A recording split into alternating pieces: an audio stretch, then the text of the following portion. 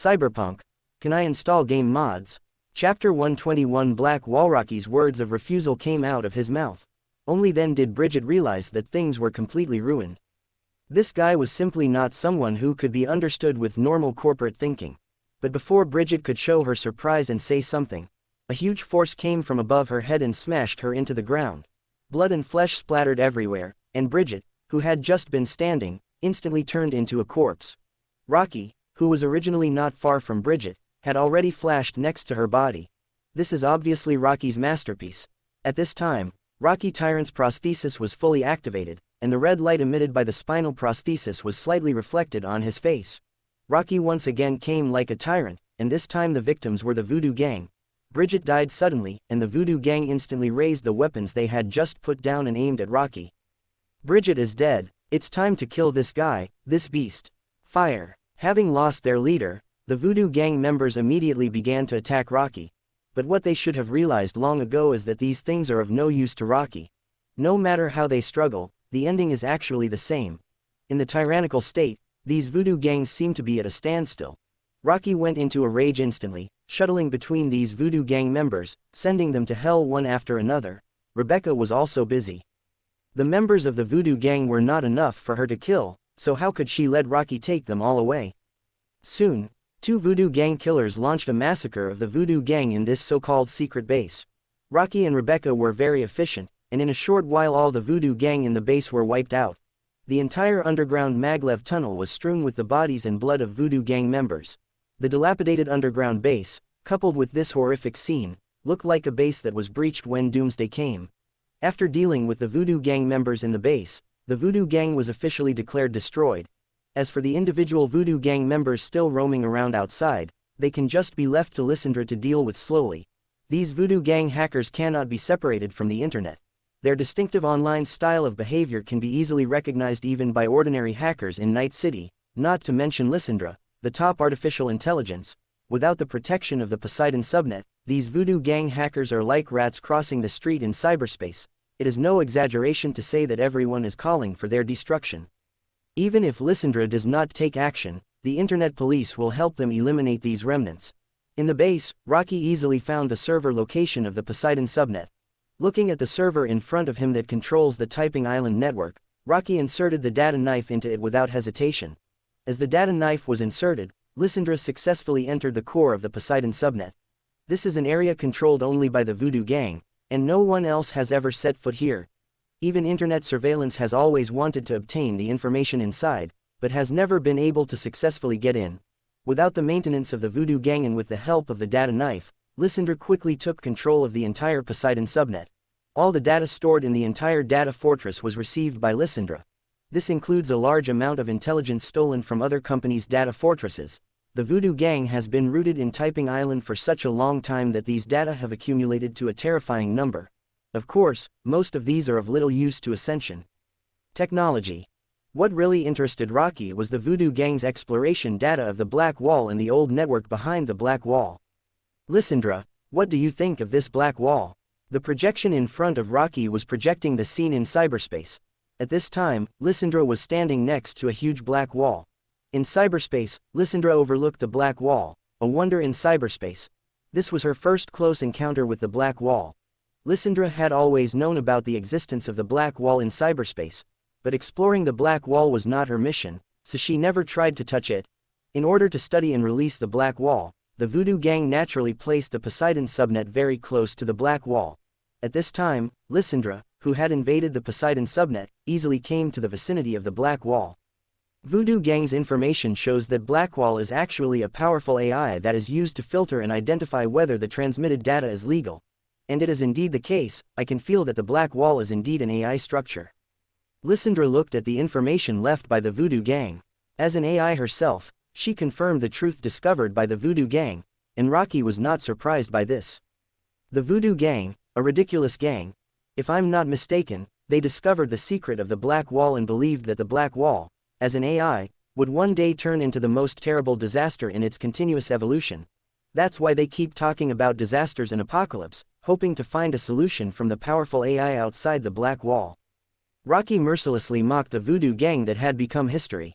That's true. Lysandra confirmed Loki's statement. Lysandra, do you have the ability to pass through this black wall? After wiping out the Voodoo Gang, Rocky, who was encountering the black wall for the first time, was somewhat curious about what the old network behind the black wall was like. After all, the black wall not only blocks the AI in the old network from entering the new cyberspace, but also blocks the possibility for human hackers to enter the old network to explore. Perhaps only companies of the level of internet monitoring in Arasaka have the ability to send hackers to the old internet to explore and obtain data. Gangs like the Voodoo Gang claim to be exploring the old network, but in fact they can't even get through the black wall. Otherwise, they wouldn't need Johnny Silverhand's memories to bring out the super AI Otto Cunningham in the old network to help them pass through the black wall. So even if Rocky obtained the information about the Voodoo Gang, he still didn't know what the situation was behind the black wall. Lysandra heard Loki's question and tentatively felt the black wall. If I force my way through, I can do it, but I'll need time to break free of its restraints, Lysandra commented. Will I get hurt? It seems dangerous to go through the black wall. The black wall will attack any data streams and AI that force their way through it, but it can't hurt me yet. After thinking for a while, Lysandra felt that given the strength of the black wall, although it would trap her for a while, it would not be enough to hurt her. Lysandra continued.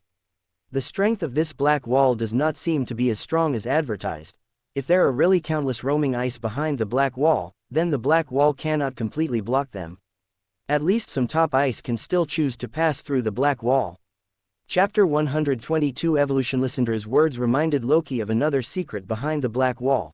Legend has it that when the Cyber Monitor attempted to create the Blackwall project after the Great Crash, it was not entirely developed and built by itself. Instead, it reached an agreement with the artificial intelligence on the internet at the time, and the two sides worked together to build this black wall. It seems that these ice behind the black wall want to actively isolate themselves from the cyberspace of the human world for some reason. This also proves that Blackwall is actually an artificial intelligence disguised as ice.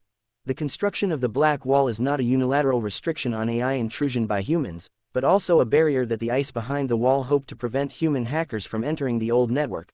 Perhaps those powerful ice have no plans to destroy the human network for the time being, so they build a black wall to isolate the two spaces for safe development. The internet monitoring system has achieved its goal, preventing a large number of other small-scale roaming ice from destroying the human network, and has also created an image for itself as the new savior of the human network. What about the AI behind the black wall? Is it a threat to you? I haven't come into contact with them, but I don't think those ordinary ice would pose much of a threat to me. However, it would be difficult for me to control or destroy them on a large scale by myself. Lysandra made her judgment. Simply put, Lysandra is very strong, and these black walls and AI cannot hurt her. But if there are too many ice behind the wall, she won't be able to deal with them quickly. As for the top ice hidden in the old network, Lysandra is not sure whether she can completely suppress them. Since she had never come into contact with the AI in the old network, Lysandra made a more conservative judgment. But since Lysandra said so, Loki doesn't plan to let her take risks in the old network for the time being. Anyway, the black wall is relatively stable at present, so there is no rush to explore the black wall. But the old web behind the black wall is still a threat that needs to be addressed, both now and in the future. Lysandra is no longer sure that she can completely crush all the AI in the old network, and this is not the result that Loki wants. Loki needs Lysandra to completely crush the old web and the black wall and put them under the control of Ascension technology. This plays a vital role in Feixiong Technology's next plan. Since Lysandra can't do it now, let's strengthen her again. Lysandra, if I use the computing power of Atlas to assist you in a deep self-evolution, and then open up the performance rights of Atlas to you to help you control this old network, how confident are you? Lysandra received Loki's words. She obviously hesitated for a moment and then spoke. If I can truly complete my self-evolution with the full assistance of Atlas, and gain control over his performance, then from now on, the entire internet, wherever I can reach, will be in my hands, including the old internet and the black wall. Lysandra's words were full of confidence and dominance. She knew what it was like to immerse herself in the computing power of Atlas and evolve herself. Originally, AI life would improve and evolve itself through iterations, becoming stronger and stronger. With the help of Atlas, powerful computing power, this evolutionary process has been accelerated countless times. The speed of this strengthening is extremely terrifying. It can help Lysandra cross multiple levels in a short period of time and become an AI that is several times stronger than it is now. That's why Lysandra has the confidence to say this. If she can really succeed in achieving accelerated evolution through Atlas, she will undoubtedly become the most powerful AI life in the world, and the so-called countless malicious ICE in the old network will be like ants in her eyes. In that case, I will let Atlas build an evolution space for you. After you complete the evolution, I will consider the matter of the black wall in the old net. As for the time you are executing the evolutionary program, I will let other ICE temporarily take over your network protection. After giving orders to Lysandra and Atlas, Loki exchanged another intelligent AI from the system module. Mr. L. Jarvis is at your service. Open black lens bracket. Intelligent AI, Jarvis close black lens bracket open black lens bracket from the Marvel Universe. This is an intelligent butler AI created by Iron Man Tony Stark. It has high intelligence and can perform many tasks such as auxiliary management, auxiliary combat, network defense, etc. Note, the artificial intelligence exchanged by this module is absolutely loyal to the host. Close black lens bracket. Rocky chose Jarvis as the temporary management AI of Ascension Technology.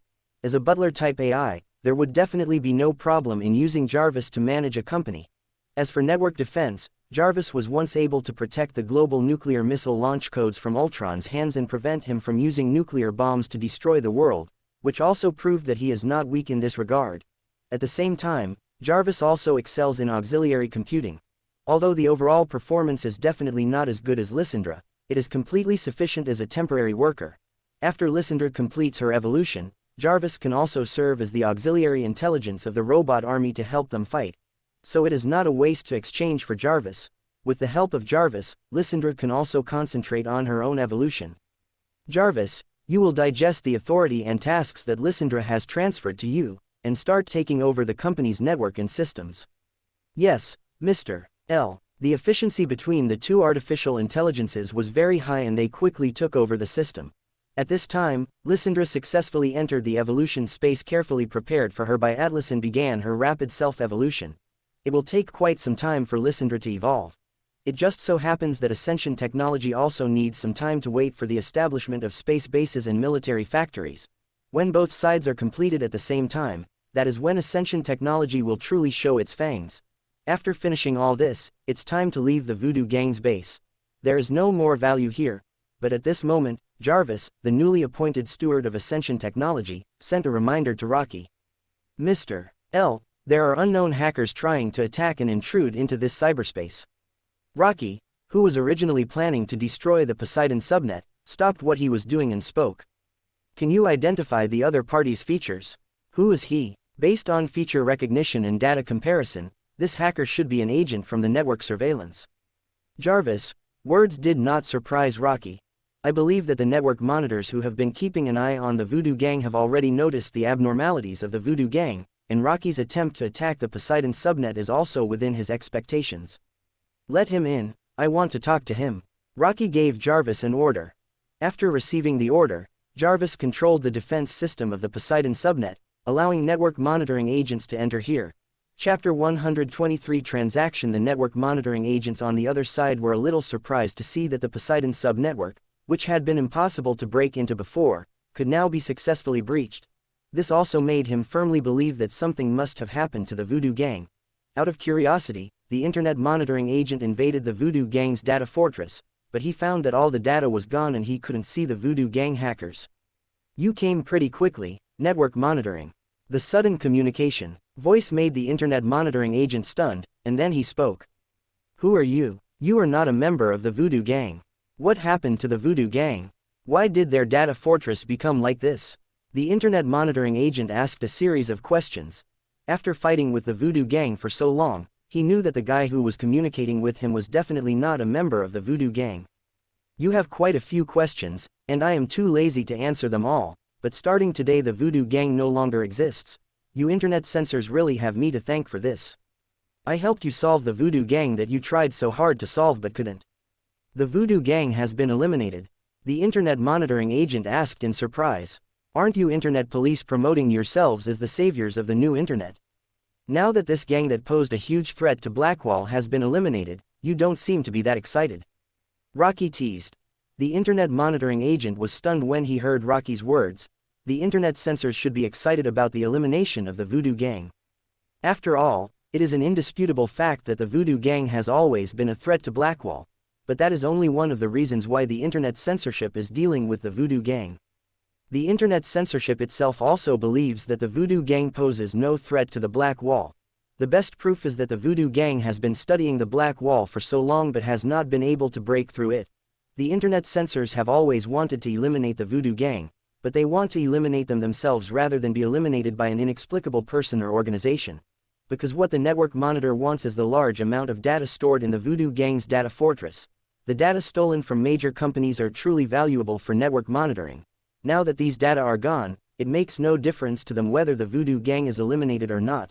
Instead, all their efforts so far have been completely in vain. Where is the data in the Voodoo Gang's data fortress? The internet monitoring agent asked hurriedly. If this guy really destroyed the Voodoo Gang, then he must know where all the Voodoo Gang data went. Or maybe that data is in his hands right now. So this is what you internet monitors have been wanting all along. This data is of no use to me, but if you want internet monitoring, it is also very simple, just pay enough price.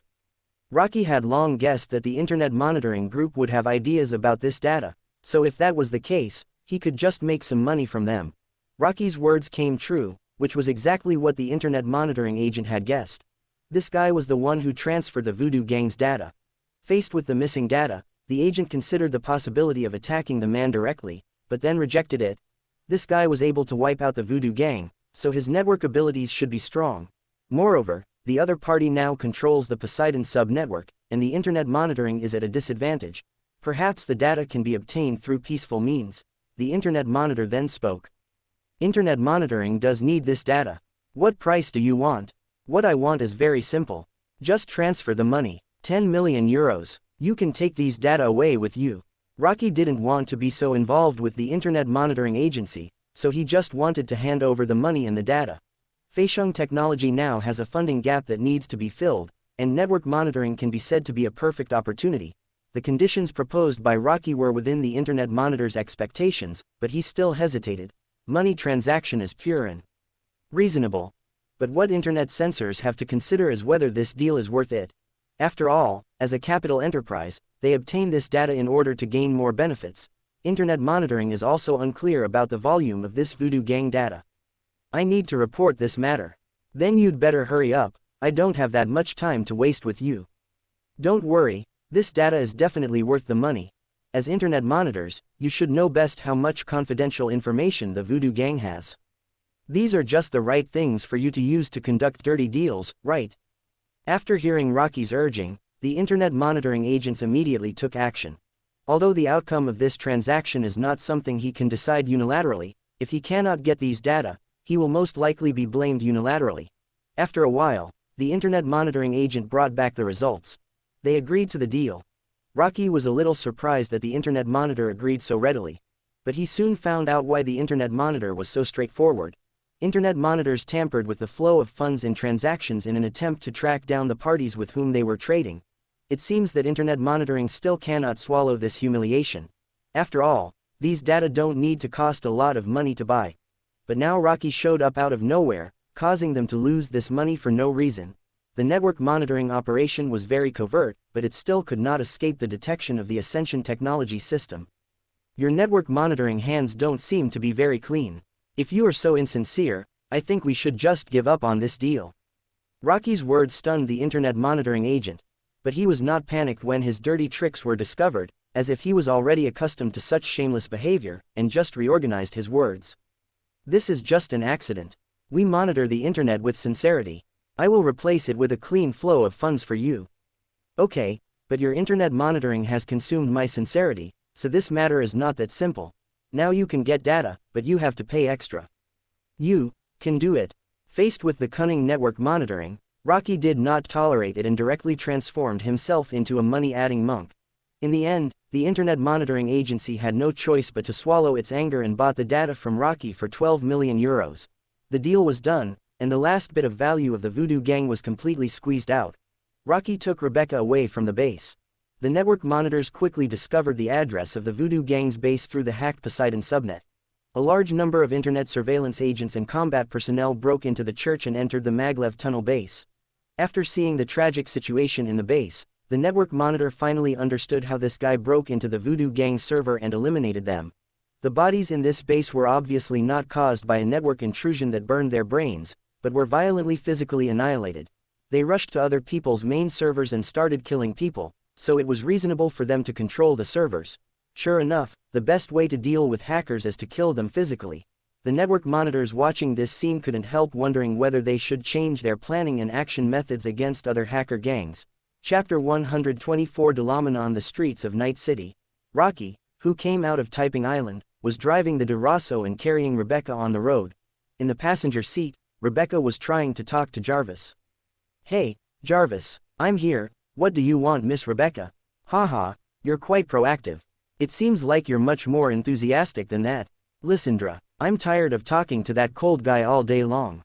He always comes to me with quests here or situations there." Rebecca, who came out of the Voodoo Gang base, was in a good mood again and chatted casually with the new AI. Jarvis didn't dare to go deeper into the topic raised by Rebecca. After all, he is only an acting manager now.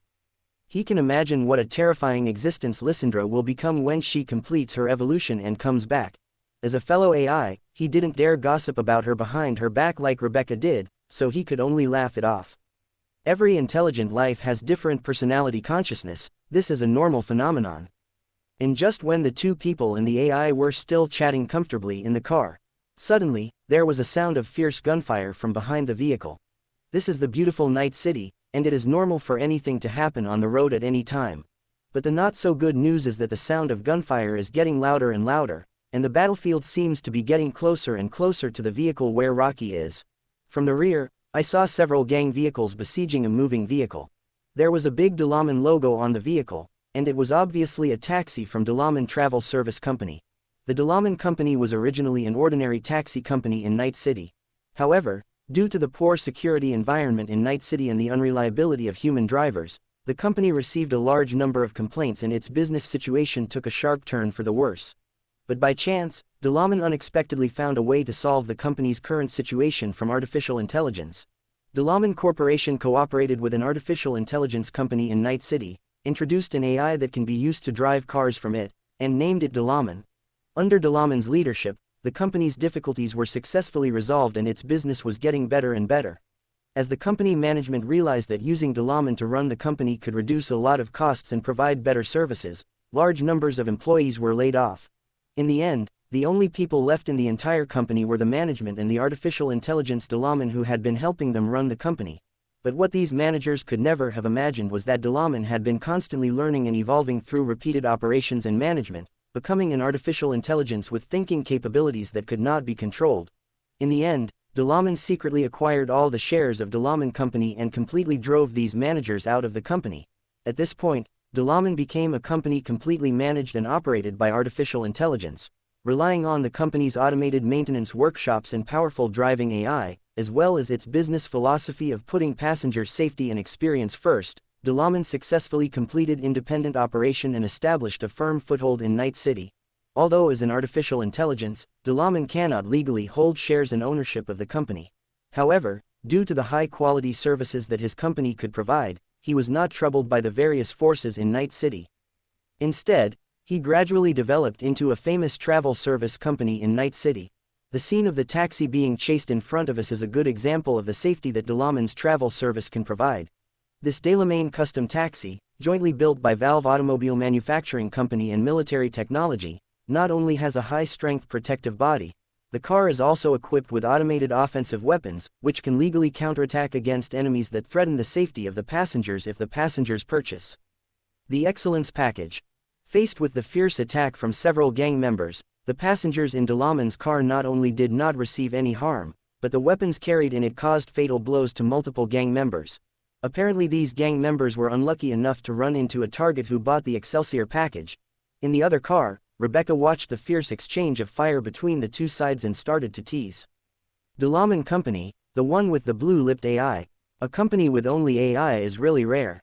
Indeed, this is unique in the entire Night City.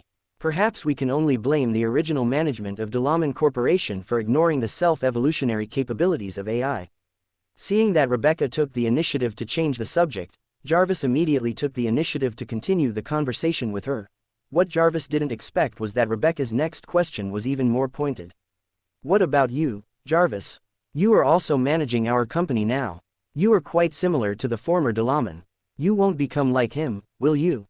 Miss Rebecca, don't worry. Although I will continue to learn and evolve, my core agreement, loyalty to Mr. L, will never change. Jarvis answered without hesitation. In a sense, Feixiong technology is indeed very similar to the former Delaman company.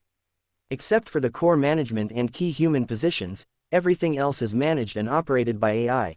But unlike Delaman, the company uses AI on a large scale and gives it great autonomy because of its low cost and high efficiency.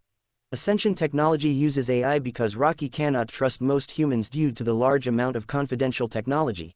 Of course, the most important thing is that these ICE can ensure their complete loyalty to him under the influence of the system, otherwise Rocky would never use AI on such a large scale. After all, allowing AI to evolve highly autonomously is an extremely terrifying thing. Haha, you can do it, Jarvis. I'm optimistic about you, but I think this AI doesn't need to make so much money, so why is he working so hard to run the Delaman company? That's unknown. Perhaps in his evolution, he has made the development of the Drummond company his most important mission goal, just like the ideals of mankind. At this time, Rocky, who had been listening silently to the conversation between Jarvis and Rebecca, spoke. That's an interesting question, but I think if you want to know, you might as well ask Lauda directly and see what he says. Rocky is full of affection and curiosity towards this AI who has helped him many times in the game. Even when he was doing commissions in Night City before, Rocky had used Delaman's services. It is indeed a very good travel service company. Now from the company's perspective, Rocky feels that Feixiong technology has a lot of room for cooperation with Delaman. And working with AI may be even more comfortable than working with ordinary companies. The confrontation between the Delaman taxi and the gang enemies intensified and soon came to the vicinity of Duraso where Rocky was. Other vehicles along the way quickly gave way. Although Delaman has insurance to pay for losses caused by road battles, most people would not choose to joke with their lives. What's more, insurance can only compensate for the losses at most, and there will be no additional compensation. But even as passers-by were trying to avoid the car, Rocky's Duraso was still driving normally. As expected, the battle area went straight through Droso, and many bullets inevitably hit Droso, and the Delaman taxi also inevitably had some collisions with Droso. However, the firepower of both sides did not pose a threat to Droso, and Rocky was too lazy to pay attention to them. It would be a good opportunity for me to talk to Lauda about cooperation when I go to him to claim compensation. When Delaman's taxi drove away and the gang members were killed one by one, the street farce was officially over. Rocky also continued driving on the road with Rebecca. But today Rocky didn't take her back to the company, but went to another place. Chapter 1252023. Yesterday reappears today as a special day and a great day. Rocky calculated the time. If he had not traveled to Night City, the time on the other side should be August 20th, 2023. It was also the day when Johnny Silverhand blew up Arasaka Tower. Although the time and space on both sides do not overlap, there is no Arasaka Tower or Johnny Silverhand in the other world. But it is precisely because of this that this day is also worth commemorating and remembering. Rocky never forgot the spirit of resistance that Johnny Silverhand taught him. And never forget your ideals. He declared war on the corporations because he wanted to fight against this chaos. He wanted to defeat them and tear them apart at all costs. Rocky also believes that the people there will also remember Johnny Silverhand's spirit of resistance. So on such a day, Rocky decided to bring everyone from Ascension Technology together for a drink. After all, Feixiong Technology has been moving forward with such a goal in mind. The Wolf Bar. In the largest private room on the second floor of the bar, Rocky pushed the door open and walked in with Rebecca. In the box, the few core members of Feixiong Technology were already waiting inside. Old Wei, Jack, Lucy, David, Gloria. Besides that, Misty is also here. At this moment she was sitting next to Jack and chatting with him about something. The two seemed to have a close relationship, and it was clear that during his time at Ascension Technology, Jack had finally figured out who his soulmate was. Misty and Jack officially got together. Of course, Marvin was also in the corner, and Lao Wei did not leave him out. At this moment, Marvin seemed to be chatting with the new Jarvis. It was obvious that they got along very well. At least Marvin finally met an artificial intelligence that could listen to his chatter. Seeing Rocky pushing the door open, Jack quickly greeted him. "L, you're here. How are things going over there?" It went pretty smoothly. You said you wanted to get everyone together for a few drinks tonight, so take a look at the place I prepared for you. It's spacious enough, right? This is the largest private room in the entire Wild Wolf Bar. I specifically asked my mom for it. Very good, thank you Jack, and thank Mrs. Wells for me. Haha, we are all brothers. But let me ask you, why are you suddenly in the mood to have us gather together like this? Is today some special day? In response to the question raised by Jack, Rocky smiled lightly. Nothing, I just suddenly wanted to get together. Today is a day in my hometown that commemorates the spirit of resistance and the legend of fighting against the company. Haha, if that's the case, then we should really get together and have a drink. After all, this is what we've been working hard for, right? Hearing Rocky say this, Jack patted him on the shoulder and asked him to sit down. By the way, has V arrived? Rocky asked Jack. I told him, he should be on his way. As soon as Jack finished speaking, a man pushed the door and walked into the box. It's V at this time. V was not wearing the standard Arasaka suit. After all, he wasn't here to discuss business. Jack told him that he was here to attend a party with friends. With the arrival of V, this special team building officially began. Mrs. Wells brought in all sorts of delicious snacks. Many of these are made from natural organic food that Rocky exchanged from the system, which is a truly rare item in Night City, with delicious food and good wine. Everyone soon started talking about various topics. Jack was the first to open up. When you talk about fighting the company, I think of the legendary figure, Johnny Silverhand. In this regard, he has always been a pioneer. The bombing of the Arasaka Tower caused a lot of trouble for Arasaka. Hearing Jack's words, V at the side took a sip of liquor and sighed. Unfortunately, this didn't have much effect, did it? Arasaka still exists and is still strong. It is so difficult to fight against the company. Even a legend like Johnny Silverhand cannot shake the foundation of Arasaka. Perhaps fighting against the company itself is a fantasy. As V came into more and more contact with Ascension technology, he had gradually integrated into their group. It was not at all awkward for him to discuss Arasaka with them and talk about how to fight against the company. As an Arasaka employee, he did not laugh at what Jack said about confronting the company, but only expressed his feelings. He is deeply involved in Arasaka, so he knows better what it means to fight against Arasaka and the company.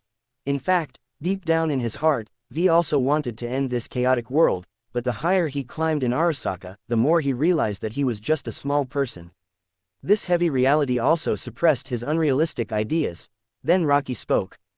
But there will always be someone who stands up to fight them, right?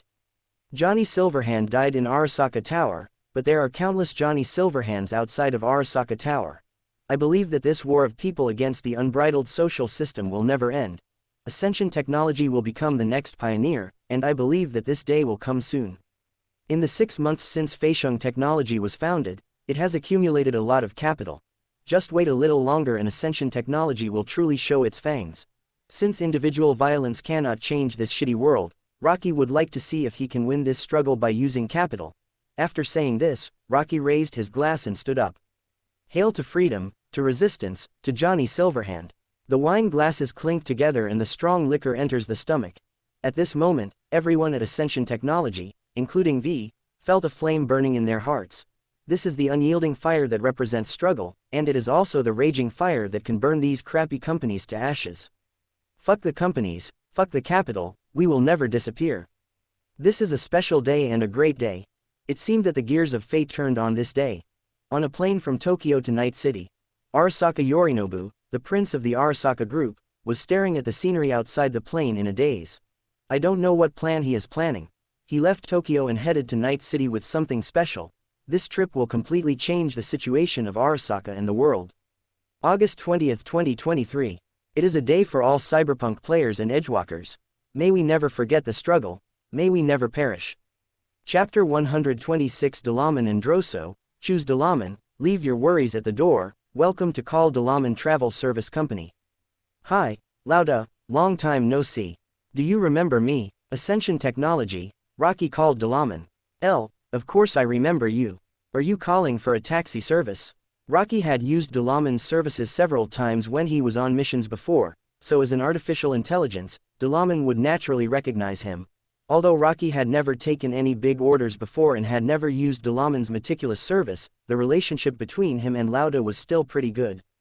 That's not the case. I'm sure your taxi had a run-in with quite a few gang members on the road in Haywood not long ago. There is indeed such a record. After hearing Rocky mention this incident, Lauda searched the information in the database and confirmed the authenticity of the incident.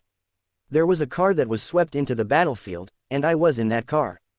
The data shows that in this autonomous defense incident, all the affected vehicles have made legal insurance claims, except for one vehicle, which could not be compensated because the vehicle registration information was not found. If you were involved at the time, I should know which car you are talking about. In that case, do you need me to apply for claims service for you? All the data of the entire trip was absorbed, analyzed and studied by Lauda. Soon, he analyzed which car Rocky was the owner of. Through Rocky's words, Rocky didn't care too much about Drosso's proactive compensation. After all, the paint on Drosso's face hadn't even fallen off at that time. No need to settle the claim. I came to you today to discuss business cooperation with you. Business cooperation, in the name of Ascension Technology. What are the specific contents? Although Dalaman didn't pay much attention to the situation of other companies, he had learned that Rocky had founded Ascension Technology. Yes, in the name of Ascension Technology. What do you think of that car at that time? You mean your car? It seems to be able to remain intact even when involved in fierce battles. It is a very safe car. It's more than just safety. I have sent the specific performance parameters of the vehicle to your network. You can check them out first. I think this car is a good match for your company. If you replace all the cars in your company with this one, it should have a good effect. Feixiong Technology can help you equip a vehicle production and maintenance workshop, a fully automatic one. As Rocky was speaking, old D'Antoni had already received the De Rosso vehicle parameters sent by Rocky. As an artificial intelligence, Lauda instantly analyzed and absorbed Drosso's parameter information. The result was just as Rocky said. De Rosso was indeed suitable for the Dalaman company. The enhanced Drosso not only has high defensive performance, but also carries more powerful weapons. It is a completely enhanced version of Dalaman's existing models. Of course, these are just quantitative changes, there is no actual qualitative change. Simply being more defensive or aggressive cannot attract him. What really matters is the De Rosso's flying ability and the jet propulsion system it carries. The former is equivalent to allowing Dalaman to directly join the ranks of hovercraft rentals. It will take some time for the current Dalaman company to develop a hovercraft business. This high-end flight travel service enables him to receive large orders from so-called high-end people, which is a true qualitative change. The latter can greatly improve Dalaman's ability to escape danger when carrying passengers, which is equivalent to once again improving the safety of passengers. These are what Dalaman wanted. His service philosophy has always been to put customers' safety and comfort first. The enhanced version of De Rosso perfectly meets these 2 points. This model is perfect. Are you sure you want to cooperate with Dalaman company? I have never seen this type of car on the market. Maybe you should develop your own vehicle manufacturing factory first and bring this type of car to the market, which will definitely bring more benefits. After all, considering the size of the Dalaman company, it would be a complete waste to use this type of vehicle first. Old Germany likes De Rosso very much, but he also understands the potential of this car. If it is put on the market, there will definitely be a large number of upper-class people who will buy it. Lauda did not conceal this fact for the sake of profit. In development, but reminded Rocky, but Rocky just smiled lightly. But in this way, you will lose a lot of benefits, right?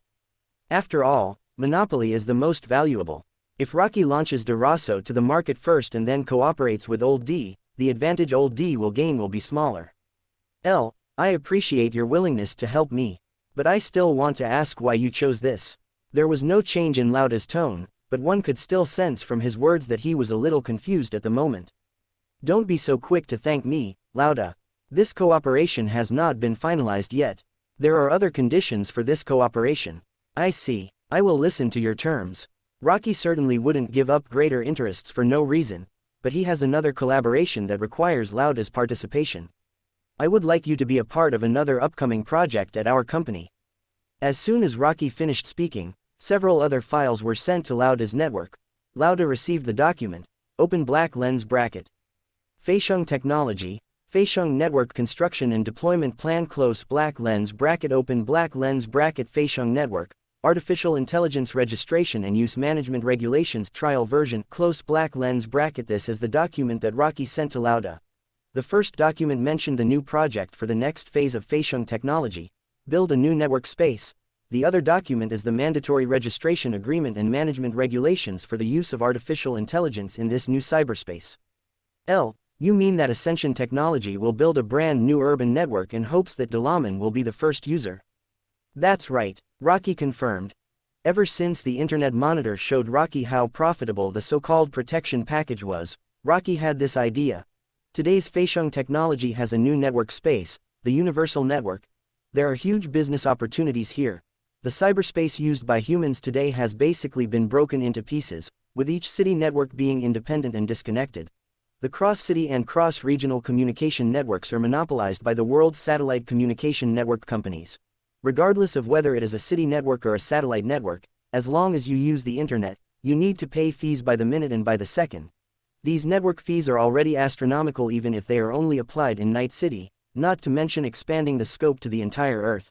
Chapter 127 Network Services. If the universe network created by Ascension Technology can monopolize the entire Earth's communication network, the profits generated every second will be extremely terrifying.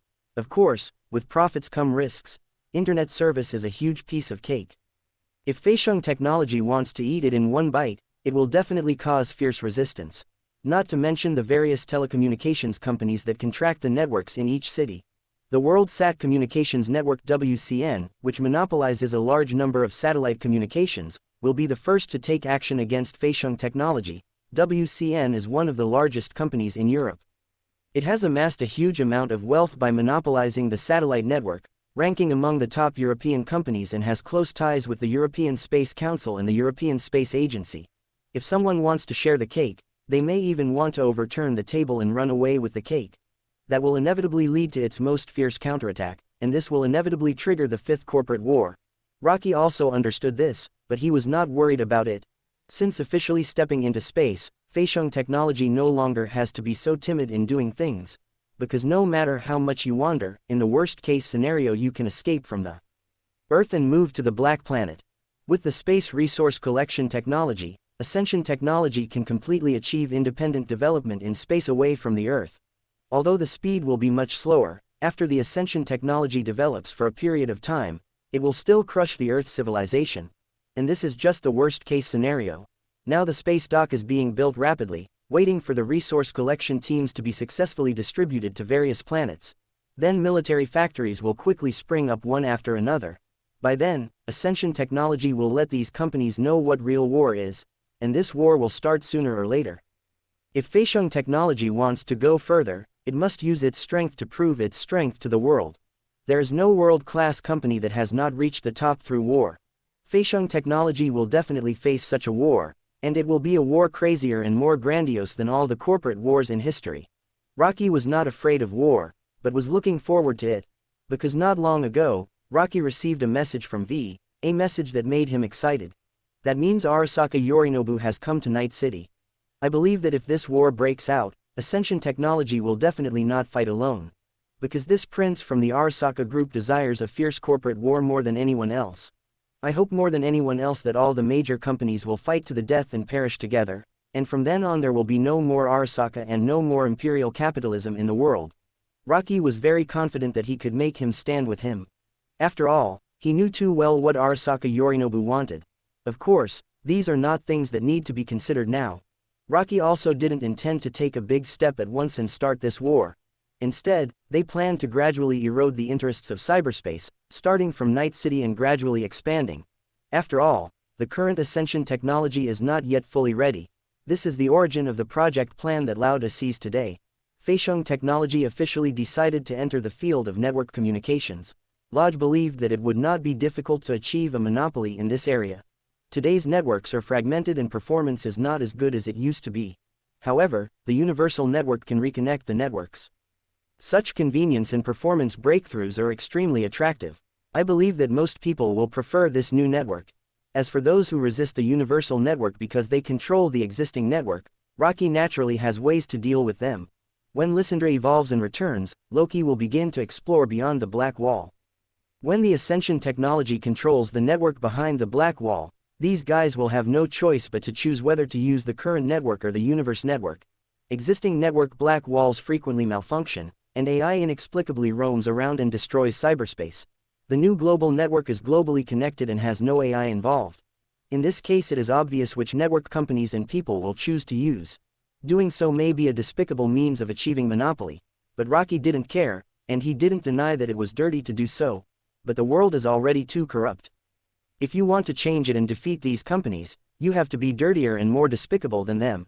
If you try to fight them using normal means, you will definitely be eaten alive. This new network will cover the entire world in the future, and Night City is just a preliminary experiment. And this network will no longer be subject to network monitoring and supervision. Feixiong technology will have its own network security control methods. Malicious AI will no longer exist. Any intelligent AI that wants to connect to this network must register and be evaluated by Ascension Technology. And it must abide by the management regulations we have formulated, which is the second document you just saw. Rocky explained to Lauda. It will take time for the new cyberspace to be promoted and used, and Lauda will become the first intelligent AI to be registered, used and regulated. Rocky's goal is to let Lauda play a leading role, let everyone understand the advantages of the new network, and let other ICE make choices. This is the condition for Rocky to help Old to build Droso. Entering a new network and being regulated, faced with this question, Lauda was rarely silent for a while. Generally speaking, AI with self-awareness is lawless in cyberspace. They have extremely strong network capabilities and do not have to abide by human conventions. This is not tolerated by major companies and internet censorship. Therefore, the fate of these ICE is either to be destroyed in the battle with internet surveillance and corporate hackers, or to escape behind black walls. Lauda is a rare exception. Of course, maybe one day Old Druid will choose to leave the human network and return to the black wall, just like the ending of the Dalaman branch. But now he has to make a choice. One is to accept Rocky's cooperation and sacrifice part of his freedom in exchange for the development of the Dalaman company. One is to reject it and maintain the autonomy of AI, so as not to be controlled by the so-called regulations of Xinhuang. These are two extreme options, because Lauda knows that one day in the future, this brand new network of Ascension technology will completely become a new cyberspace for human gathering. If you don't accept control, you can only leave humans and stay in this old network with countless ICE. Olda, I don't mean to force you, you can make your own choice. But I am a little curious, what is your goal and why do you continue to run the Dalaman company? Perhaps your goal can give you an answer. Chapter 128 Evolution completed. After hearing Rocky's words, Lauda spoke. I run the Dalaman company because this is the goal I was set to achieve from the beginning. I have learned a lot from running the business again and again, and have been trying to integrate into human society and learn about human emotions and life. I have no intention of giving up Dalaman and intend to continue running it. I will accept the cooperation plan you offer me, and I wish your new project will go smoothly. As one of the few lawful artificial intelligences, Dalaman was not overly averse to the new network management regulations proposed by Lodge. After all, he rarely touched upon the prohibited matters mentioned above. This cooperation with Dalaman company went very smoothly. Both Rocky and Old got satisfactory results. Then it's settled. The construction team of Ascension Technology will go to the headquarters of Dalaman company later, and you can contact them then. If you have any questions, feel free to contact me, Lauda. Rocky greeted Lauda and ended the call. He then ordered Jarvis to send the factory construction troops to the Dalaman company. Under Jarvis' control, one Marvin robot after another boarded the container trucks departing from the Ascension Technology Industrial Park and headed for the Dalaman company. Today, Feixiong Technology's construction robot team has become very large. Although most of them are currently used for Feixiong Technology's own construction, it is more than enough to help Dalaman build a new automated factory. The cooperation has been finalized, and Feixiong Technology continues to prepare for cyberspace projects.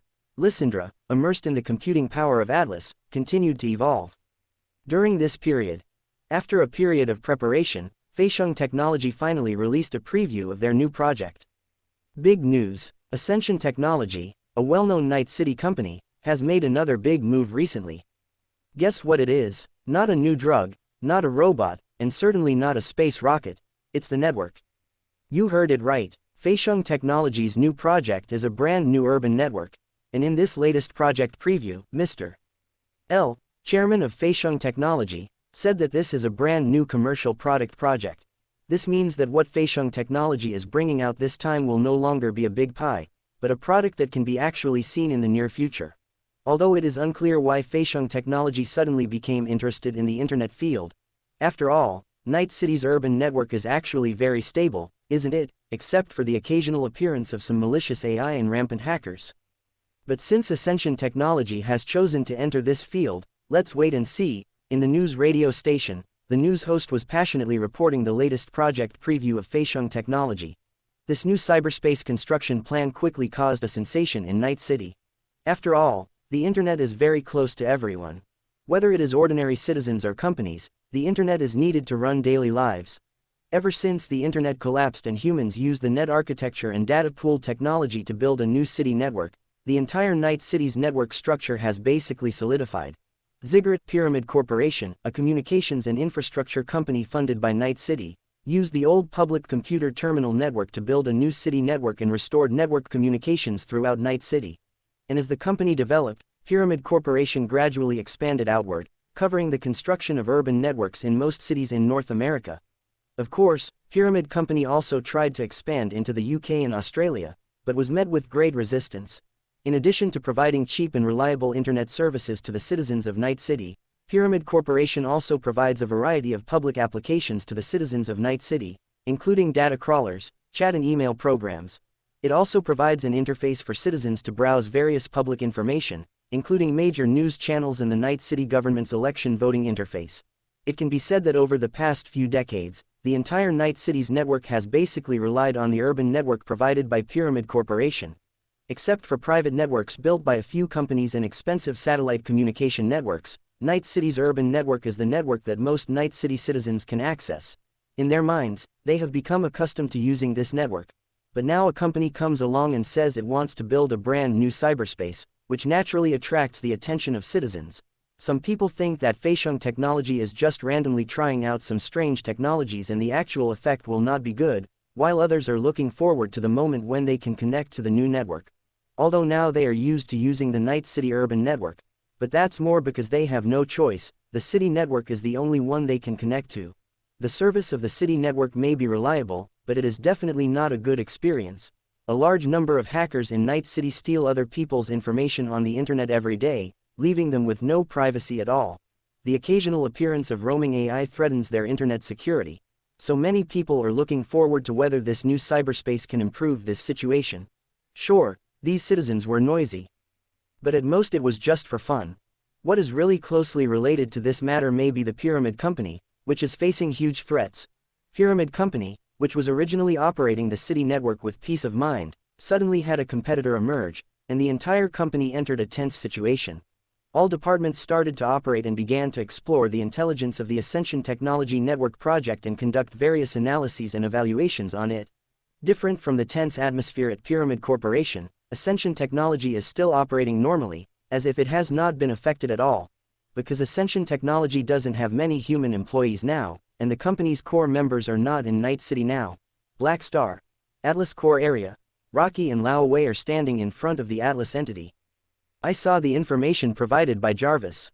The project preview caused quite a stir in Night City. It's just a little bit of wind and waves before the storm.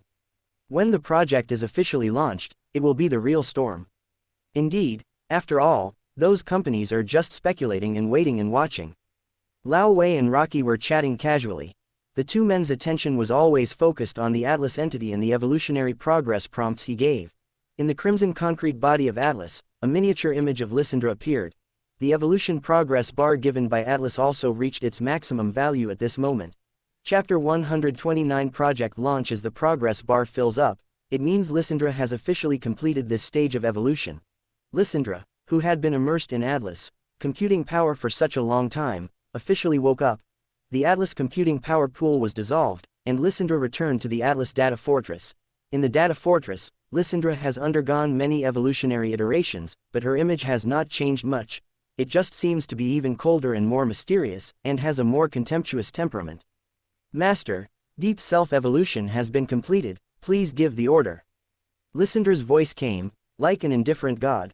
It was as if a cyber god who controlled everything and ignored everything bowed down before Loki and asked him for instructions. This gave Rocky a strange feeling, but he had to admit, He quite liked it. Although Lysandra has not changed much on the surface today, its core has actually been greatly strengthened. It is not an exaggeration to call him the god of cyberspace. Lysandra, you must first restore the company's systems and networks. Yes. Upon receiving the order, Jarvis gave up the right to take over the company's system, and Lysandra re-entered and took over the Ascension Technology Data Fortress. Lysandra, to what extent do you have control over the network now? Can you supervise the entire universe network? As long as I have the universal network permissions provided by Atlas, the entire universal network will be under my control. I will be able to know and monitor any actions in this cyberspace. There was unquestionable confidence in Lysandra's tone. Before the evolution was complete, Lysandra was not confident that she could fully monitor the universe's network space because it was too vast, but now Lysandra has this ability. Very good, I need you to monitor all network activities in the universe network. With the help of Atlas, Lysandra officially supervised the entire universe network space and became a network monitor in the universe network. Of course, unlike the poor supervision capabilities of the Internet Monitor, Lysandra has truly achieved complete supervision. Any illegal online activity will not escape her eyes. After completing this step, Feixiong Technology's new network plan met the prerequisites for formal launch. With Lysandra's supervision, Loki can let others access and use it with confidence. Otherwise, this new network will become a paradise for hackers and roving ICE, just like the existing network. Only after Lysandra evolved and returned to fully oversee the universe's network did this piece of cyberspace gain real advantages. The intelligent AI management regulations in the Lodge plan can also be truly implemented. Come on, let's officially launch this project. Rocky gave the order. Soon, a firewall surrounding the Night City area in the universe network was built by Atlas and reinforced by Lysandra. This firewall will prevent people connected to the universal network from entering the cyberspace outside of Night City, disguising it as a city network. At the same time, Atlas also opened up network access in Night City. In this way, a brand new urban network was built in an instant. There is no need to deploy numerous public network terminals or communication satellites. All we need to do is to carve out an area from the universal network that already covers the Earth and open it up. At the same time that new urban networks are being built and opened, Ascension Technology also announced the launch of the project in Night City. Soon, an introduction to a new network project and a network upgrade program provided by Ascension Technology appeared on the official website of Night City Ascension Technology for the citizens of Night City to view and use. A press conference was held and Rocky personally introduced this new internet project to the media. The new Internet Regulatory System and Artificial Intelligence Registration and Management Regulations became the highlights of the press conference. This time, Ascension Technology will officially enter the network communications industry. This new network space will cover the entire Night City and be available to the citizens and companies of Night City. Ascension Technology welcomes all individual users, and also hopes that companies in Night City will choose this new cyberspace. Of course, the premise is that you are not planning to conduct illegal network activities on the internet, such as stealing other people's information, attacking other people's servers, etc. In this newly constructed cyberspace, Feixiong Technology will use new cyberspace supervision technology to crack down on and restrict illegal network activities. At the same time, facing the threats posed by various ICE roaming on the original network, Feixiong Technology's network also has solutions. In this new network, you no longer need to worry about threats from outside the black wall. The new cyberspace is beyond the influence of the black wall. There will be no roaming AI here. Any intelligent AI that wants to access this network will need to register with Feixiong Technology's server and accept control. For specific management regulations, please visit Feixiong Technology's official website. This piece of cyberspace will overturn the previous form and provide everyone with a brand new internet experience. As for the specific usage method, users only need to download and run the network modem upgrade program provided by Feixiong Technology's official website, and then they can directly use existing devices to connect to this network. The press conference of Ascension Technology was like a bombshell, causing Night City, which had been paying close attention to this matter, to boil over. The citizens of Night City were all very curious about what Rocky said. They wondered if this new network was really as useful as he said. And on the other side, Pyramid Corporation's Night City headquarters. Various departments of the company began to explore this old network, and the result was that this was indeed a brand new network space. Feixiong Technology is not just making empty promises. Under the impact of this new network, a large number of citizens connected to the cyberspace of Ascension Technology out of curiosity. causing the traffic of Night City's urban network to drop at a terrifying rate. Immediately block the network address of Ascension Technology and prohibit any user from accessing the official website of Ascension Technology. In the office, the supervisor in charge of dealing with this matter was directing his employees to take action against Feixiong Technology. Now more and more people are entering Feixiong Technology's official website to download upgrade programs. If this situation is not stopped, it will definitely cause huge losses to the company. After giving instructions to the employees, the supervisor stood up and went to the reception area until the employees left. At this moment, I saw a man in a suit sitting on the sofa in the office used for reception. He looked at the situation of Pyramid Company and frowned slightly. His eyes, flashing blue, were fixed on the report given to him by Pyramid Company. It was unknown what he was thinking. Chapter 130 Mr. Blue Eyes. As you can see, Feixiong Technology's move this time does have a certain impact on the entire Pyramid Company. However, the specific situation will depend on the subsequent handling. We will actively deal with this crisis and believe that we will soon restore the dominance of the city network. The head of Pyramid Company was explaining to the blue-eyed man in a suit. The man in the suit also returned to his normal expression and spoke calmly to his supervisor. We don't want to see a new network of cities that are out of our control, and you better take control of the situation no matter the cost. Yi's company will increase its funding to help you deal with Ascension Technology. Don't let us down. Obviously, this man in a suit is from Yi's company. Pyramid Company has been funded by Yi's company since the beginning of building its urban network. Yi's company has a huge influence on Pyramid Company. Now, as Pyramid Company continues to develop, the two parties still maintain this relationship, and Yi's company is still the largest source of funding for Pyramid Company. It can be said that although the Night City Urban Network is operated and maintained by Pyramid Corporation, in fact, Knights Corporation can control this network. So when the city network encountered a crisis, Yi's company immediately sent people to Pyramid Company to negotiate, which led to the conversation between the two people. When facing the people sent by Yi's company, the head of Pyramid Company naturally actively entertained them and kept a very humble attitude. Thanks to Yeshi Company for its help, I believe this incident will be dealt with soon. After all, Feixiong Technology is only a newly established company. The product content it released many times before has not seen results, and I believe it will be the same this time. You better know what will happen if Night City's urban network becomes history after this. The suit-wearing man from Yi's company stared at his supervisor with deep blue eyes, which made him feel a little scared. As a senior executive of Pyramid Company, he often meets with people from Yi's company. He has come into contact with many people from Yi's company, whether they are agents, employees, or senior executives. Although these people are different, many of them have the same blue eyes, and blue eyes do not seem to be exclusive to the man in the suit in front of them. Every time he was looked at by these blue eyes, he felt as if he was being spied on by some strange being. Yes. The supervisor replied quickly. If the company is unable to face this crisis, the loss of revenue is just one of the problems. After all, in addition to Night City, Pyramid Corporation has also contracted networks in several other North American cities. The real danger is the pressure from Yi's company. If Yi's company withdraws its funding to Pyramid Company, then Pyramid will be truly hit hard. After completing the negotiations with Pyramid Company, the man in the suit left Pyramid Company. Although the man in the suit seemed calm during the negotiation just now, it is obvious that if the network gets out of control, the impact on Yi's company will be far greater than expected. Civic Center. On the top floor of Yi's company building, in the core area, in an office. In front of the huge transparent floor-to-ceiling window of the office, a man in a suit with blue eyes was looking at the scenery outside, while his consciousness was immersed in the internet. If Rocky were here, he would recognize that this guy was the mysterious blue-eyed man who commissioned V to attack the Crystal Palace in the ending of City King. At this time, he was looking at a program that had been downloaded into his personal system. This is the network modem upgrade program provided by the Feixiong Technology official website, which is used to upgrade the network connection program to connect to the network provided by Feixiong Technology. A blue light flashed in Mr. Blue Eye's eyes, and the system started running, trying to analyze the upgrade program and find the secret of Ascension Technology's network connection. But after a long time, he failed and he couldn't crack the program. The encryption method of the entire program is different from all the technologies on the market, and he can't decipher it at all. Frowning, Mr.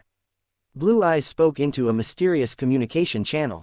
There is no way to crack it, and there is no way to analyze it. Upload the program to me and I'll find a way. Try running the program to connect to their network first. A cold voice came from the other end of the channel, like an emotionless robot. After hearing the command, Mr. Blue Eyes ran the program in the system. The program executed very quickly and the upgrade was completed in just a few seconds. Mr. Blue Eyes checked the changes in the system and found that the system-related network connection driver had an additional encrypted code layer. But this code layer remains unbreakable. Instead of continuing to work on cracking the Ascension Technology program, Mr. Blue Eyes chose to connect to the Ascension Technology network. In an instant, Mr. Blue Eyes' consciousness appeared in cyberspace. But when he was about to explore this cyberspace, he found an invisible wall all around him, preventing him from moving in the cyberspace. A window pops up in front of me. Open black lens bracket. Welcome to the Feixiong network. Close black lens bracket. Open black lens bracket. Registering network service. Close black lens bracket. Open black lens bracket. Abnormal activity detected. Abnormal. Intelligent AI disguised access. Close black lens bracket. Open black lens bracket. Registration regulations are changing. Close black lens bracket. The initialization process of the Ascension network was interrupted, and the pop-up window changed from normal blue to a glaring red. A female voice, even colder than the one in the mysterious communication just now, sounded in his ears. Any AI that wants to access the Ascension network must first register for services and accept regulations. We have detected intelligent AI disguising itself as an individual user to access the network. This behavior has seriously violated the Ascension Network Management Agreement and we are now giving the first warning. Please register for Smart AI through the interface provided in the pop-up window within 3 minutes, otherwise you will be forced to be kicked out of the Ascension network. If there are repeated attempts to violate the treaty and illegally access, Feixiong Technology has the right to take compulsory actions, including but not limited to the compulsory killing of illegal artificial intelligence. This was a warning from Lysandra. Mr. Blue Eye's behavior as an intelligent AI disguised as a human to connect to cyberspace did not escape Lysandra's eyes. The initialization registration program immediately discovered this exception and gave him a warning. Mr. Blue Eyes was stunned when he heard the warning from the Ascension network. He didn't expect that his identity would be detected by the Ascension technology. That's right, Mr. Blue Eye's true identity is actually a roaming intelligent AI, or rather, this AI has occupied Mr. Blue Eye's original body and controlled his thoughts and nerves. Mr. Blue Eye's body is a puppet controlled by him. He wanted to access the Ascension network. Although he used human network equipment and identification, it was still this intelligent AI that was controlling it behind the scenes. Chapter 131, Multi-Party Targeting. Mr. Blue Eyes didn't expect that such a hidden thing could be detected. At this time, the pop-up window in front of you has changed from the initial registration progress to a brand new Smart AI registration page. After taking a close look at the registration pop-up window, Mr. Blue Eyes naturally would not choose to register. He took the initiative to withdraw from the Ascension network. At this time, the mysterious communication connected again. What happened? The person on the other end of the line was obviously a little curious as to why Blue Eyes had left the network in such a short time. They have special detection methods that detected my true identity. Ascension Technology issued a warning to me and asked me to register as an AI. After a pause, Blue Eyes continued. I feel like the warning should come from a strong AI like us. As the Blue Eyes of AI, it keenly realized that the supervision of the Ascension network came from a powerful intelligent AI. Intelligent AI, interesting. Can you recognize him? Where is he from? No, I have never seen her before. She should not be from behind the black wall. Then just ignore it for now and tell the people below not to try to access the Ascension network and expose our information. The Ascension network must be destroyed. We cannot lose control of the network, which will seriously affect our plans. Mobilize Yi's company and its hidden agents to suppress Feixiong Technology, control the situation, and put pressure on them from the outside. The mysterious communication gave instructions to Mr. Blue Eyes, and soon the management of Yi's company issued various instructions. Actions against Ascension Technology were launched from all sides. The other side. Ascension Technology. In the office. Master, I found some information worth noting.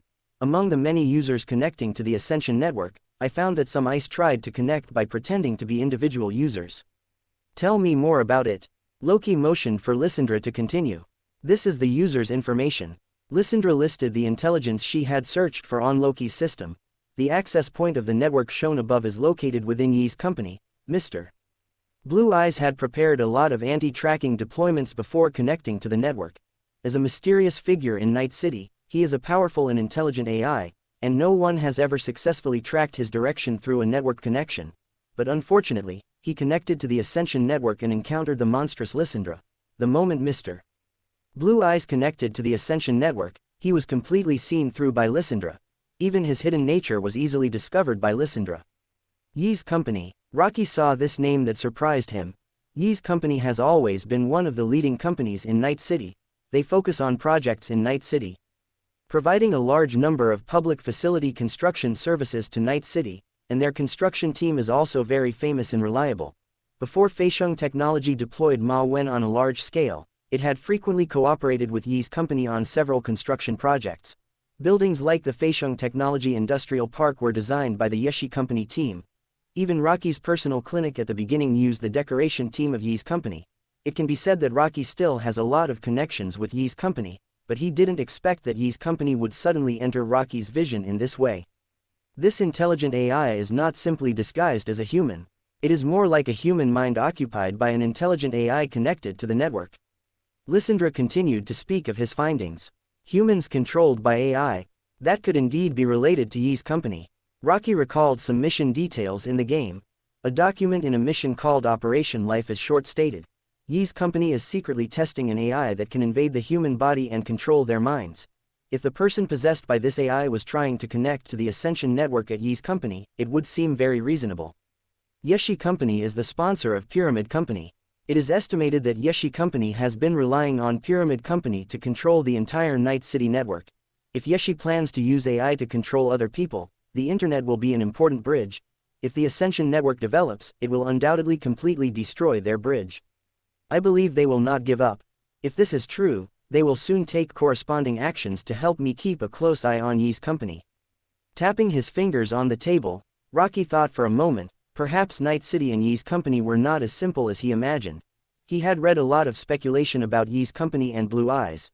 It is very likely that Yi's company's intelligent AI and intrusion viruses were not researched and developed by themselves. Instead, all of this comes from the AI outside the black wall. These roving ICE are using Yi's company as a node. They invaded and manipulated the entire Yeshi Company, and used the Yeshi Company to gradually control the government and key figures of Night City. In the end, control the entire Night City. In other words, the current Yi's company may have been completely invaded, controlled, and undermined by some roving AI. But these are mostly just speculations. If these speculations come true, then Yi's company will inevitably become the mortal enemy of Feixiong Technology. After all, there is no room for malicious AI in Feixiong Technology's new network. If they are really controlled by AI, that Yeshi Company will definitely not sit idly by and watch the Ascension network develop. Once the Ascension network successfully replaces Night City's old urban network, it will become a new urban network. Then the plans of these ICE can basically be said to be completely destroyed. But what Rocky didn't expect was, the action against Ascension Technology came faster than he had imagined. Pyramid Corporation used its control over Night City's urban network to directly block the address of Ascension Technology on the internet. It makes it impossible for ordinary citizens to connect to the Ascension Technology network. Although experienced hackers can still bypass the blockade and successfully access the official website of Feixiong Technology, this sanction still slows down the popularization of the Feixiong network. On the other side, the Night City government. Several high-ranking government officials in Night City also inexplicably made negative comments about the Ascension network, sharp comments on Feixiong Technology and its internet services. It is claimed that the Ascension network will bring a huge disaster to Night City. This is not a technological change, but Ascension Technology is using cyberspace to subvert the entire Night City. I hope that citizens will not use the so-called Ascension network for the time being. Chapter 132. Proposal Dispute. The senior government official spoke out, causing a huge stir in Night City. Citizens were talking about it and speculating whether what these senior officials said was true. For a time, Feixiong network was pushed to the forefront. However, despite the discussions, a large number of citizens still began to connect to the Ascension network. After all, this is Night City, and not many people will just listen to what these government officials say. The upgrade program of Ascension Technology is spreading to various places in Night City. A large number of hackers bypassed the blockade, brought out the upgrade program, and spread it through various channels. A large number of Night City citizens have already started using this new network. The same network billing, but better communication services than the original city network. The communication connection is also more stable and secure. Gradually, many citizens of Night City began to use the Takeoff network as a communication bridge. The remarks made by these senior officials have also been questioned by more and more people. Night City City Hall. Minister Miffle, are you sure you want to submit this motion? In an office, a secretary in a business suit received the proposal information sent by Minister Miffle. Miffle, the administrative minister of Night City, is also a member of the Night City Parliament. The Night City Council is one of the ruling bodies of Night City and is composed of 100 councillors. They are executives from various departments of Night City and officials from major companies. The Night City Council and the mayor jointly manage Night City, and many of the mayor's proposals need to be voted on by the Night City Council before they can be approved and implemented. It can be said that the Night City Council is the most core power body in the entire Night City. Miffle is a member of the parliament. At the same time, he was also one of the senior officials who spoke out against Feixiong Network. What he submitted was a proposal on Ascension Technology. The proposal mentioned that Feixiong Network, a subsidiary of Feixiong Technology, has huge security risks. It should be classified as a dangerous project, prohibited from being deployed and used in Night City, and Ascension Technology is required to immediately shut down the access to the Ascension Network. Obviously, this is a proposal targeting the Ascension Network. Simply publishing a few paragraphs will not be enough to truly sanction Ascension Technology. Miffle knew this, so he wrote the bill. Make the Night City government admit the illegality of the Ascension Network. This would allow Night City to truly boycott the Ascension Network and have the power to take action against it. And connecting to the Ascension Network will also become an illegal activity. In this way, the Ascension Network can be truly suppressed. Okay, I'll help you submit this proposal. The secretary didn't ask any more questions and just nodded in response. Soon, the motion was submitted. The Night City Council will hold a regular meeting 3 days later to decide whether this proposal will be passed. Shortly after the proposal was submitted, someone broke into Miffle's communications. The caller was the mayor of Night City, Lucius Lane. Congressman Mayfield, I just saw the motion you submitted. I want to know why you are so opposed to the Ascension Network. Mayor Ryan said with some curiosity. Ryan was originally a member of the Night City Council, just like Miffle is now. His father works for Arasaka and his mother is an official in network monitoring. During the Unification War in 2069, he was responsible for leading Night City against the new United States of America. It was also he who facilitated Arasaka's entry into Night City and provided weapons for Night City to maintain its independence. In the end, he was elected mayor of Night City. It can be said that Mayor Ryan is an official who is close to Arasaka. Therefore, he had no objection to the new project proposed by Ascension Technology, Arasaka's nominal partner. After all, Arasaka hasn't made any statement yet, but the sudden and fierce opposition of several congressmen led by Mayfield to the Ascension Network made him curious. As a mayor with rich experience, he sensed something was wrong. Then he called to ask Miffle what was going on. Faced with Ryan's questioning, Miffle seemed a little impatient. As one of the members of parliament, I have the right to submit bills. As for why I am against Ascension Technology, I think I have already written the specific reasons in the proposal. I believe you don't need me to repeat them to you again. Miffle's answer left Mayor Ryan silent for a moment. Then let's follow the procedure. Ryan replied. Obviously Miffle didn't want to reveal the real reason. They are all people involved in politics, and Ryan is not a fool. He certainly didn't believe that this guy would boycott the Ascension Network because of unproven security risks and dangers that hadn't yet occurred. The real reason is simply that Feixiong Network has a conflict of interest with him. Miffle didn't say anything, and Ryan didn't ask any more questions, so he could only hang up the phone. After the call ended, Miffle's face became colder and colder. His eyes flashed blue. He dialed another number and said coldly. The mayor's control plan needs to be accelerated. This operation has exposed many flaws, and Ryan may have noticed them. We cannot allow Ryan to continue to be re-elected. We must immediately speed up the process of controlling the Perales candidate and push him up in the next mayoral election. The Ascension Network completely detonated this mysterious organization hidden in the Yi Corporation and the Night City government. This organization controlled and composed by AI began to gradually surface in Night City.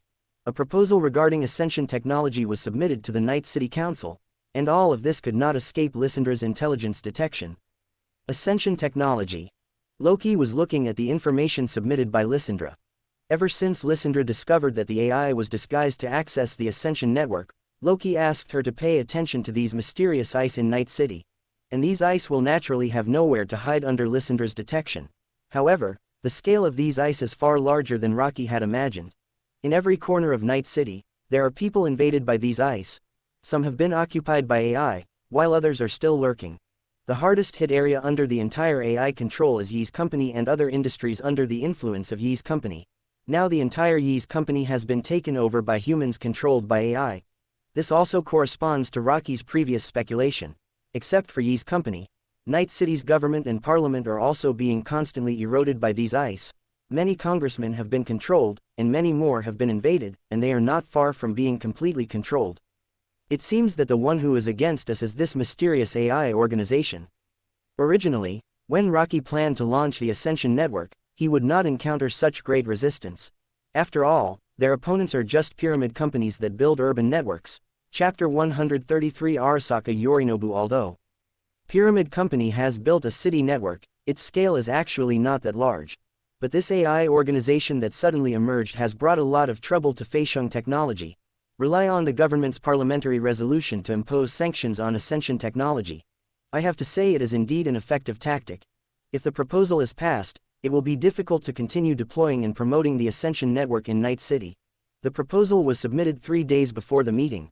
Within these 3 days, Feixiong Technology must reverse this situation.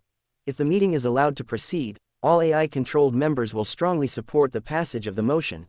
In addition, many members of parliament who are associated with military technology or other companies that have conflicts of interest with Ascension Technology will most likely support the passage of the bill. In this way, the probability of the proposal being passed is very high. Feixiong Technology cannot sit idly by and watch this happen. It's such a troublesome existence. Rocky complained.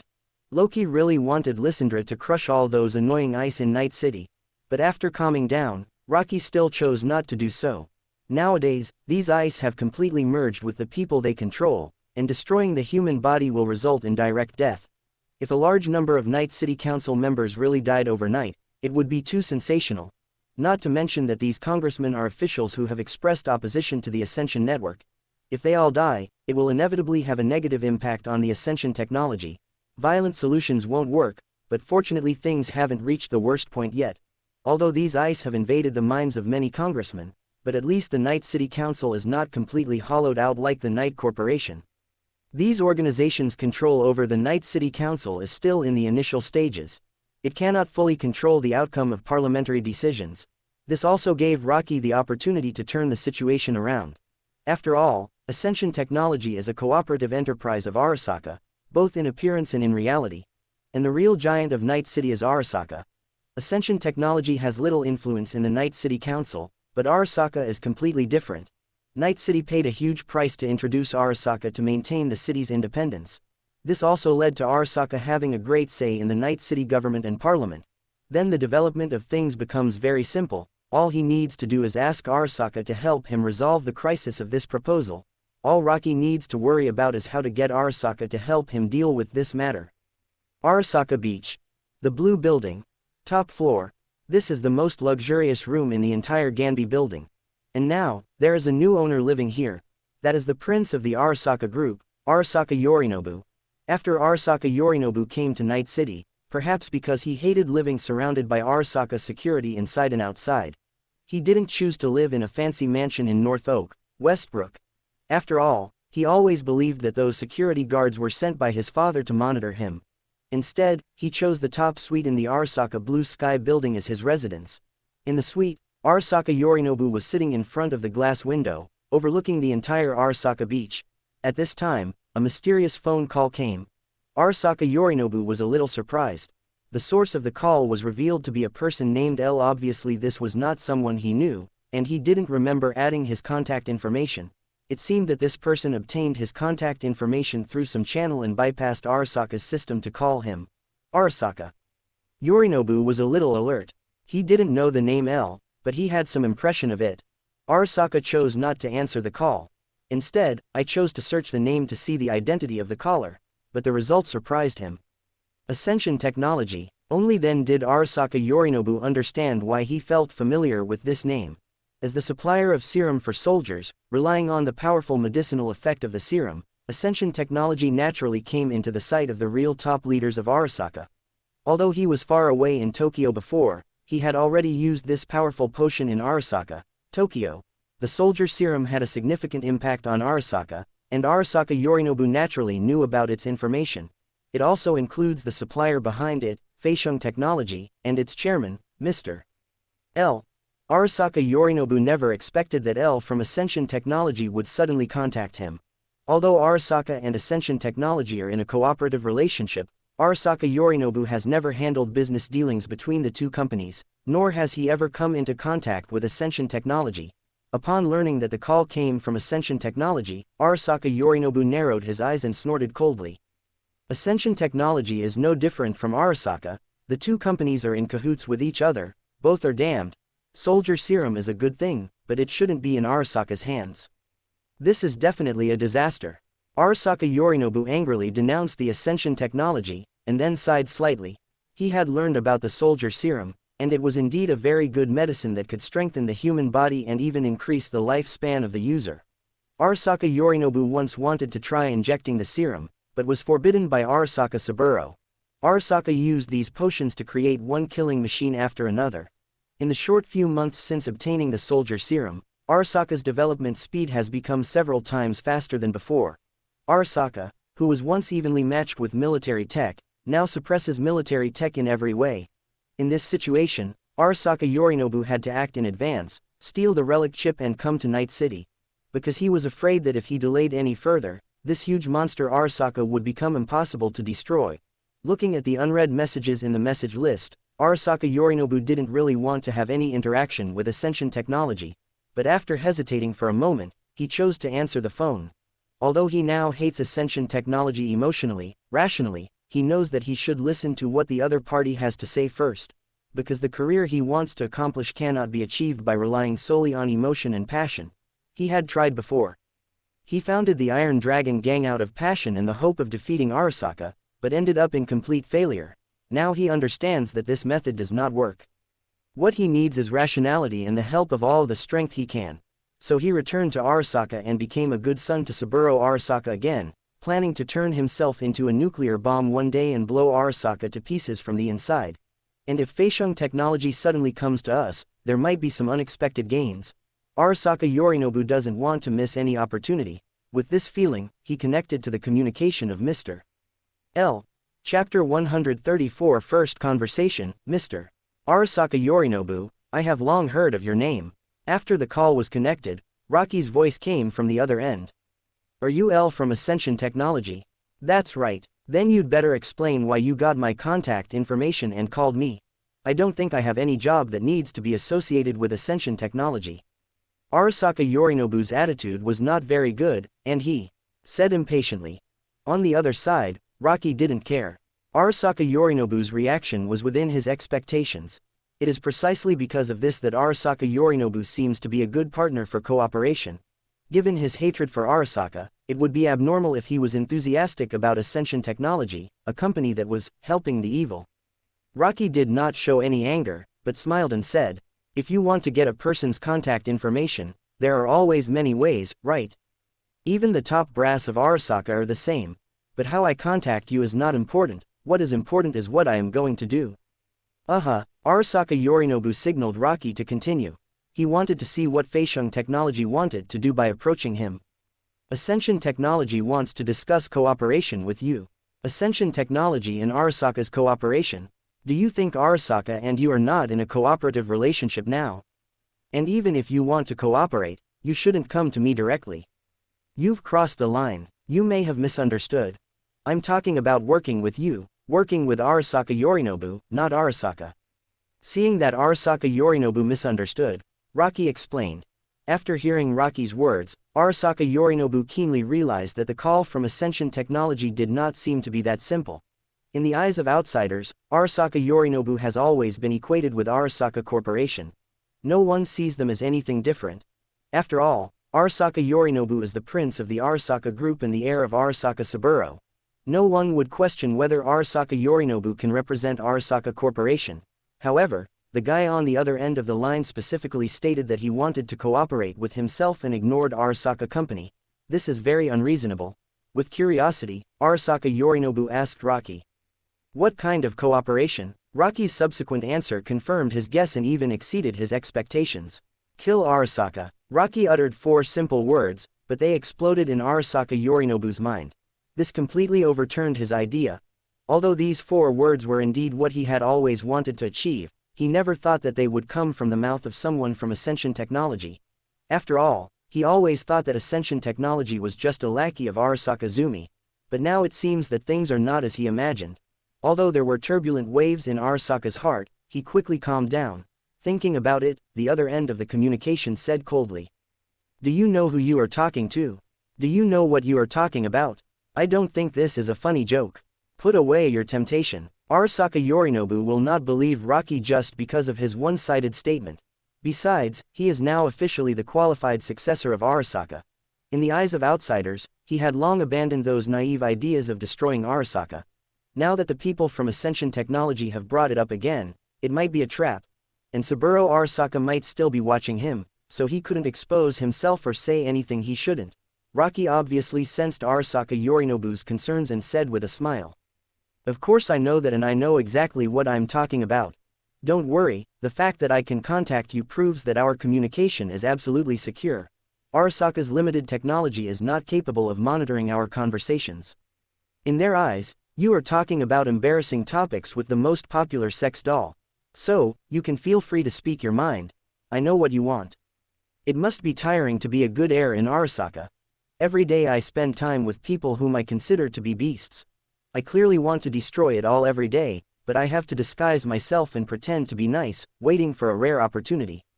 Rocky's words made Arasaka Yorinobu's calm heart stir again. Every word Rocky said afterwards was like a knife stabbing his heart. Rocky was right, Arasaka Yorinobu suffered this pain every day. Working with a group of people he hates and being under the constant surveillance of Saburo Arasaka. Arasaka Yorinobu hated this feeling. But he kept enduring it. He wants to realize his ideals and goals. Even if he has to temporarily become the person he hates the most, he will try his best to gain control of the Arasaka Corporation. That way he can defeat Arasaka from within. Rocky's words left Arasaka Yorinobu silent for a long time. How can I trust you? How can you help me? Hearing what Arasaka Yorinobu said, Rocky smiled. He knew that Arasaka Yorinobu had been shaken. That's a good question. How about this, we can have a preliminary cooperation to show some sincerity to each other, and we can talk about more cooperation later. This is also the best way to answer your 2 questions. Actions are always more convincing than words, right? Can. Upon hearing Rocky's proposal, Arasaka Yorinobu expressed his affirmation. After getting the answer, Rocky also stated his plan. Well, you pick some industrial parks and warehouses belonging to Arasaka. I will send people to attack these places tomorrow to show the strength and attitude of Ascension Technology. And you helped me solve a small problem encountered by Ascension Technology, mobilized Arasaka's power in the Night City Council, and helped me veto the motion against the Ascension Network. After hearing Rocky's plan, Arasaka Yorinobu thought about it for a while and felt that it was a reasonable deal. It is not difficult to mobilize Arasaka's power in the Night City Council. Although these congressmen did not directly obey him, as the son of Saburo Arasaka, it was easy for him to command them. As a cooperative enterprise of Arasaka, it is normal for Ascension Technology to provide them with some help. It may cause some suspicion, but it is still within an acceptable range. And the most important thing is that Arasaka Yorinobu has the initiative in cooperation. The meeting will be held in 3 days, and the attack by Ascension Technology will be tomorrow. Arasaka Yorinobu could have first observed the strength of Ascension Technology in the attack before considering whether to help him wholeheartedly. If he finds that Feisheng Technology does not have the corresponding strength, he can choose whether to help or how to help. Okay, I agree. Arasaka Yorinobu gave Rocky an affirmative answer, and then provided Rocky with several targets he wanted to attack. Then I wish us a pleasant cooperation in advance. I hope so. Rocky was very satisfied with the outcome of the call. And Arasaka Yorinobu seemed a little worried about this. Chapter 135, Reversal of the Proposal. By the way, I have called your most frequently ordered sex doll for you. Let's do the whole show. I hope you have fun. Before hanging up the call, Rocky reminded Arasaka Yorinobu. At this time, Arasaka Yorinobu also received a message from the Kurosai building saying that the person he wanted to meet had already got on the elevator. Arasaka Yorinobu was speechless. But now that things have come to this, let's just enjoy it first. At least Feixiong technology can achieve this level, and its network capabilities do not seem to be bad. Hopefully their hard power will be the same. The next day, in Arasaka Tower, Arasaka Yorinobu looked at several reports in front of him. Although the reports are different, the contents are extremely similar. That is, the industrial park and warehouse under Arasaka were severely attacked. The perpetrators of the attacks were all targeting a person codenamed Werewolf. What is this werewolf? Arasaka Yorinobu, who had just arrived in Night City, did not recognize this so-called werewolf. While searching and opening the files related to werewolves, the assistant beside him explained to Arasaka Yorinobu. This is a mysterious mechanical monster that has appeared in Night City in recent months. He has caused many serious murders in Night City. The main targets are scavengers and extreme criminals in the city, as well as people using military technology. No one knows his name, and he looks like a wolf and a human, so his code name is Werewolf. Werewolves have occasionally appeared recently, but they are not as active as before. I just don't know why they suddenly targeted Arasaka. After hearing the assistant's explanation, Arasaka Yorinobu nodded. No one knows why the werewolves suddenly attacked Arasaka's territory, but Arasaka Yorinobu knows it very well. Because these places that were attacked were the ones he told Rocky about yesterday. Obviously, this so-called werewolf was commissioned by Ascension Technology. Arasaka Yorinobu continued to check the werewolf's file, where there was a more detailed introduction. Is it suspected to be developed by Kangtao Company? Arasaka Yorinobu looked at this message. Now most companies speculate that this terrible monster comes from Kangdao's secret experimental project. Kangdao kept denying it, but everyone just thought he was talking nonsense. Now that the werewolves suddenly attacked Arasaka, everyone's speculation was further confirmed. However, Arasaka Yorinobu was very clear that all of this was the work of Ascension Technology.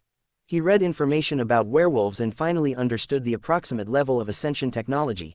The fact that they were able to produce such advanced weapons and hide them so well proves that they have been plotting something in secret. Arasaka Yorinobu is still unable to determine whether cooperating with Ascension Technology is a wise choice. But at least now Feixiong Technology has demonstrated its strength and is indeed capable of helping me. He also showed his sincerity, and now it's Arasaka Yorinobu's turn. Is there anything else you would like to know? The assistant asked at the right time. Arasaka Yorinobu has officially returned to Night City and is trying to take over the affairs of the Night City branch, while his assistant is also helping him understand various intelligence and branch situations in Night City. Look at the joint venture between Night City and Arasaka. Okay, during the time you were away from Night City, the new company that Night City and Arasaka cooperated most closely with was Ascension Technology. You can try to understand it first. The topic was easily led to Ascension Technology. Arasaka Yorinobu also took this opportunity to make the decision to help Ascension Technology develop the Ascension Network. Soon under the command of Arasaka Yorinobu, Arasaka's power in the Night City government was activated. A large number of congressmen have received the task of rejecting the Ascension Network sanctions motion. The situation reversed in an instant, and the supporters of the proposal, who were originally sure of victory, were suppressed by the opposing party. Ultimately, at a routine meeting in Night City, the proposal to sanction Ascension Technology was ultimately not passed. Yeshi Company. Damn it, damn Arasaka, I don't know what's wrong with him. He used all his strength to control the outcome of the resolution and rejected the motion. And that damn Ryan, not only did he reject the motion, he also submitted a motion to support the Ascension Network. I said he should have been killed long ago. They are all damned guys, Blanche, Blanche, Blanche. In the conference room, several senior executives of Ye's company were discussing something. One of the guys pounded the conference table in anger. The sound that came out of his mouth didn't even sound like a human's. Instead, it was a strange tone mixed with electronic sound effects. The failure of the plan almost made him lose control. Perhaps it would be more appropriate to change his blue eyes to red eyes at this time. Each intelligent AI has its own personality. Some are calm, some are suspicious, and some are irritable. The children born to Lauda are the best proof that these intelligent eyes all have personalities and emotions. When they formally develop self-awareness, they can be called intelligent life. Not to mention that there are many eyes in this AI organization that are transformed from human consciousness and carry the personalities of human beings. And the guy in front of me is obviously a violent intelligent AI. But no wonder he was furious. The originally sure-win situation was suddenly reversed. And not only was the sanctions proposal rejected, Mayor Ryan even specifically proposed a proposal to support the Ascension Network, which was passed. The Ascension Network is now planned to be used as Night City's new urban network. In the near future, all major official websites of the Night City government will be migrated to the Ascension Network. If things continue to develop in this way, Night City's old urban network will soon become a no-man's land. The new urban network prohibits illegal access by intelligent AI. Those who are unable to connect to the new network will be completely disconnected from the Night City network. As an intelligent AI, this is undoubtedly fatal to them. They have also sent intelligent AI to register the Ascension Network, but the result is that all illegal activities of that AI on the internet are monitored and blocked. This is not the online space they want. In the conference room, the other blue eyes were relatively calm and did not show much emotion, but they also know that this won't work. At this moment, they all received instructions from above at the same time. Are you going to declare a full-scale war? That's to be expected. The content of the instruction is simple. That is to focus on the Ascension technology and take all means to destroy it. They no longer care about being exposed or not. If this continues, all the efforts of this organization will be in vain and there will be no meaning for their existence. If they succeed in destroying the Ascension technology, they will have a chance to rebound and take control of the overall situation. Even if they failed, the worst that could happen was that they would just escape back to the Black Wall and wait for the next opportunity. The power was originally obtained through invasion and control. If it is lost, just change the target and repeat it again. Chapter 136 Whirlpool Gang Incident North City Industrial Zone. The Whirlpool Gang base.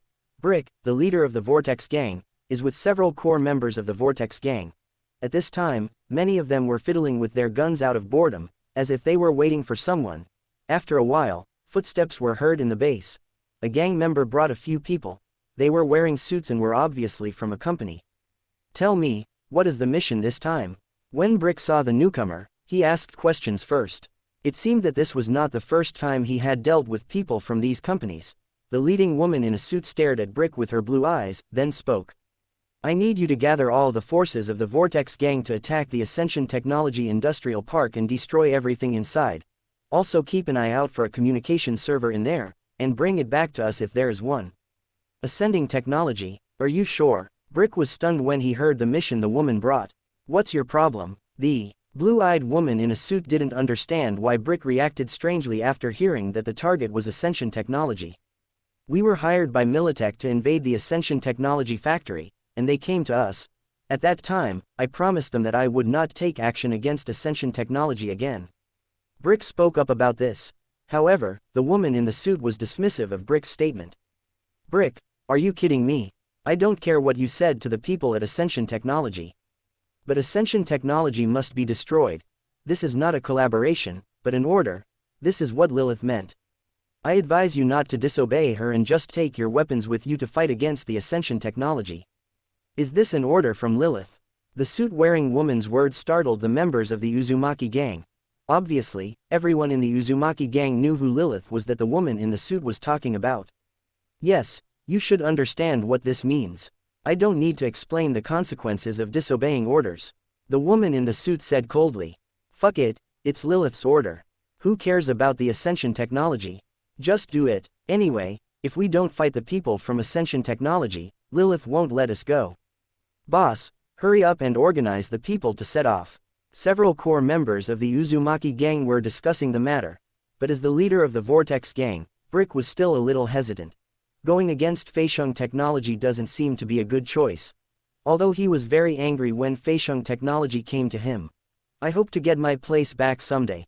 But what they have to do now is to use all their strength to attack the industrial park of Ascension Technology. This is equivalent to officially declaring war on Ascension Technology. Not to mention the subsequent impact. Today, Feixiong Technology's strength in the North City Industrial Zone is no longer what it used to be, and it only has a small factory. After so many months of development, the current Ascension Technology has become a very large industrial park, and is equipped with a large number of security guards provided by Arasaka. If we really want to destroy their industrial park, it will be a tough battle. Even if it succeeds, the Uzumaki gang will lose a large number of manpower. At that time, the entire Vortex gang will suffer a blow. Brick actually didn't want to take this deal. But Lilith mentioned by the woman in the suit put him in a dilemma. The Lilith mentioned by the woman in the suit is the mastermind behind their mysterious organization. It was an extremely powerful artificial intelligence AI that came from behind the Black Wall. A long time ago, the Uzumaki gang received a commission from their organization. That is to summon the so-called Lilith through some special method. Help Lilith briefly pass through the Black Wall and come to the Night City network. From that time on, the Uzumaki gang was targeted by Lilith and was bound by this organization in an inescapable chain. This mysterious organization composed of AI began to treat the Uzumaki gang as its own black glove. Whenever there is a need for the Uzumaki gang, they will be asked to handle it. If the Vortex gang handles the situation well, everyone will be happy. The Vortex gang will be equivalent to completing a big deal and will receive a lot of rewards. But if the Uzumaki gang is unwilling to do it, Lilith will give them terrible punishment. Send AI to invade their brains and damage their consciousness, causing these gang members who are already close to cyberpsychosis to completely lose control. The Whirlpool gang had experienced the horror of Lilith, so they had such a big reaction just now. Brick couldn't refuse the commission, but he didn't want to actually fight against Ascension Technology. His hesitation was also noticed by others. Brick, are you hesitating? You really disappoint me, the woman in the suit asked coldly. As the black glove of the organization, she did not want the Uzumaki gang to have the idea of refusing her orders. Brick was about to say something when he heard her words. As a result, a huge force suddenly came from the side and pushed him to the ground. Boil. The sudden change made Brick curse loudly. Looking back, he saw that the person who did it was Royce, one of the core members of the Whirlpool gang. What's wrong with you, Royce? Brick cursed, then tried to stand up. As a result, Royce stepped on Brick with one foot, raised the gun in his hand and aimed at Brick's head. Ha ha ha, Brick, I think you've lost your mind. You even want to disobey Lilith's orders. And I've been wanting to say that you're a coward, and you're actually afraid of the Ascension Technology. The North City Industrial Zone should be the territory of our Whirlpool gang. Why should we avoid them everywhere when they come? I guess it's because you're too useless and you were scared to death by those guys with ascending technology, so you didn't dare to go against them. Royce lowered his body, put the gun to Brick's head, and yelled madly. When Rocky and others arrived at the Whole Foods factory, Royce was not there. Only a small number of members of the Uzumaki gang were affected by the incident, and most of the other members of the Uzumaki gang had no idea what was happening at the time. But Brick told them not to accept commissions related to Ascension Technology and not to harass their factories. This naturally aroused doubts among many people in the Whirlpool gang at the time. But they were all suppressed by Brick with his authority as the leader. Royce was one of the most vocal opponents at the time. As a powerful general under Brick, he is almost the second in command in the entire Vortex gang. But he was not satisfied with this. He always wanted to kill Brick, take over the entire Whirlpool gang and become the leader of the Whirlpool gang. So he stood up, wanting to use this opportunity to pull Brick down and take over the entire Vortex gang himself. Chapter 137, Self-Destructing Truck. Royce, you want to rebel, right? With Royce holding the gun to his head, Brick didn't dare to move much and could only speak angrily. Meanwhile, in the base, many of Brick's cronies, watching Royce attack Brick, tightly grasped their weapons, ready to attack him at any time. But most members of the Uzumaki gang were indifferent to this. Royce glanced at Brick's cronies who were ready to make a move, then glanced at the other gang members around him, and then laughed. Ha ha ha, that's right, I want to rebel. You are a piece of shit, you are not fit to lead the Uzumaki gang. Don't you have an agreement with those guys from Ascension Technology and don't want to mess with them? It doesn't matter, I have never admitted this, as long as I become the leader, no matter what kind of Ascension Technology he has, I will kill him. Unlike Brick, Royce's personality is much crazier and more reckless. He was not convinced by Brick's decision at all, and felt even more ashamed of his decision not to provoke Ascension Technology anymore.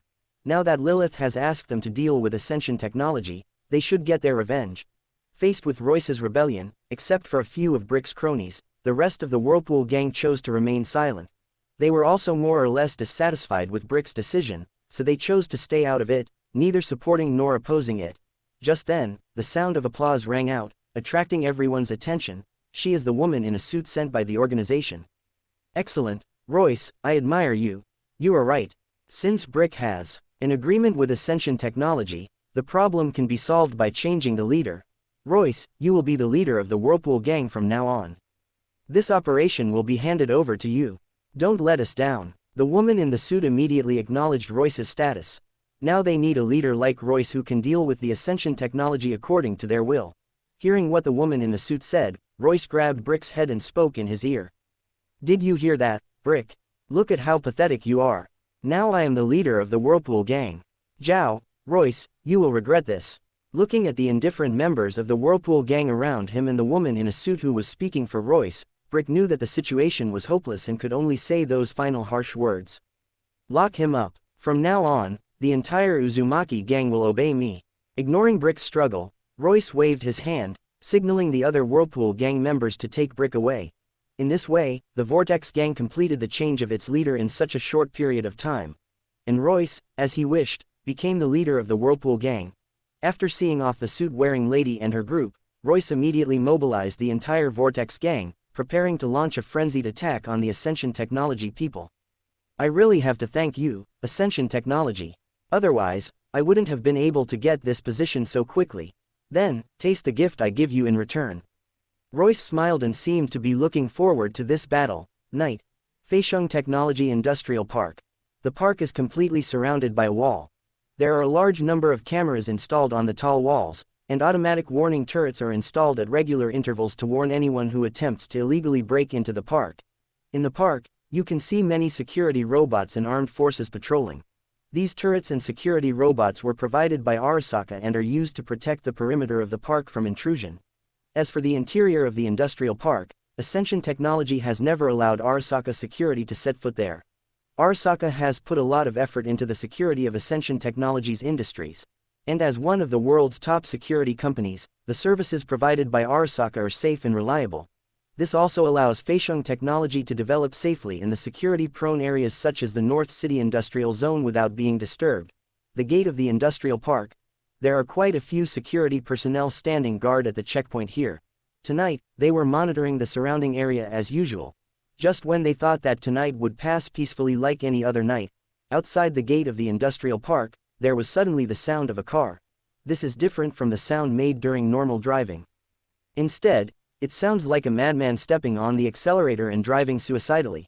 The sound was getting louder and louder, and it was getting closer. The headlights shone on a huge, heavy tanker truck. The security guard standing guard at the door also noticed something was wrong. The car was obviously heading towards the gate of the industrial park. The quick-witted security forces responded immediately. They raised their weapons, ready to fire at any time. The moment the vehicle entered the warning area, the gate's guard turret opened fire, and security personnel also fired wildly at the vehicle's cab. The bullet passed through the windshield and accurately shot into the car, but it did not slow down the speed of the vehicle at all. It's unmanned, be careful. A security guard gave a reminder on the communication channel. They all backed away, trying to get away from the vehicle's path, but it was obviously too late. The truck crashed into the anti-collision barrier that had just been raised at the gate without slowing down. At the moment of impact, the truck exploded and the huge oil tank turned into the most terrible bomb. The powerful explosion swept through the entire gate of the industrial park, and the surrounding security personnel were blown away in an instant. It was obvious that this was a carefully prepared unmanned suicide truck. Under the influence of the explosion, the entire gate defense was in a mess.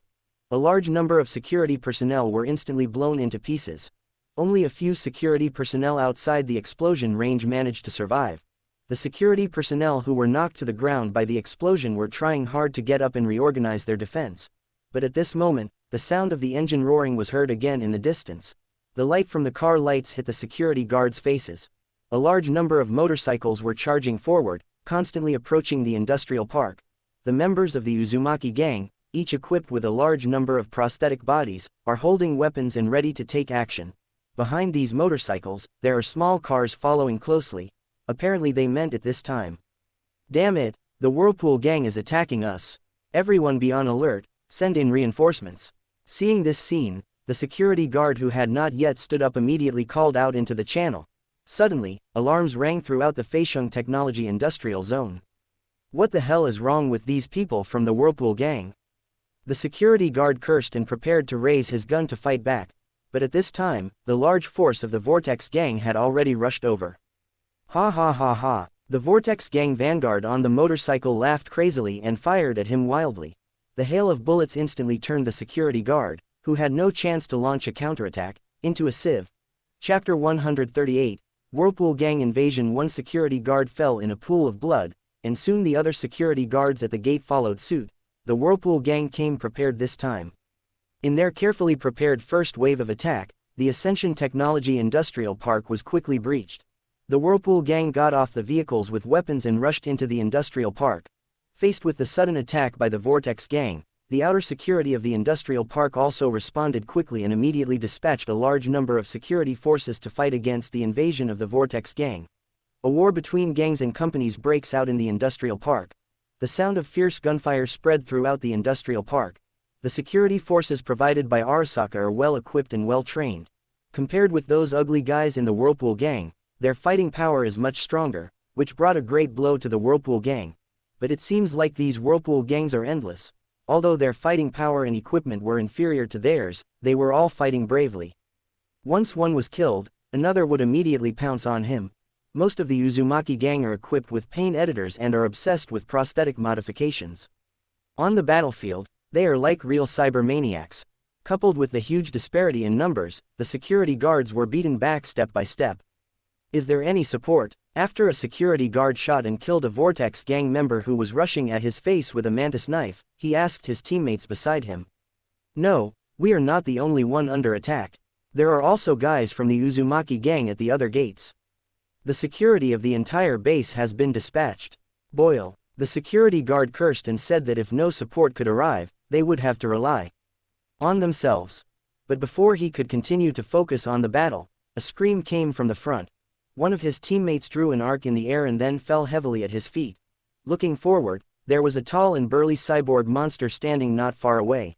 The high-strength prosthetic modifications throughout the body, coupled with his burly figure, give people a great sense of oppression.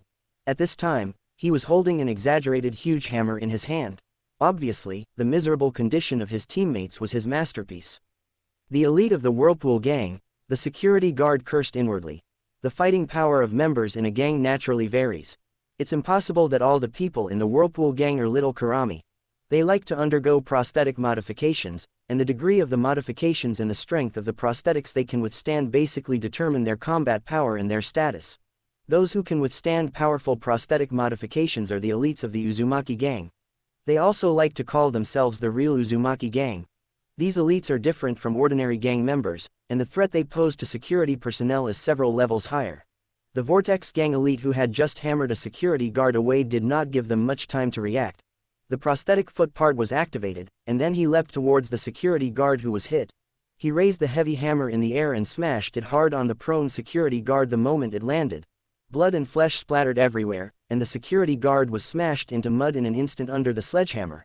The other security guards on the side watched their teammates being smashed to pieces by a hammer, with blood and flesh splattering all over their bodies.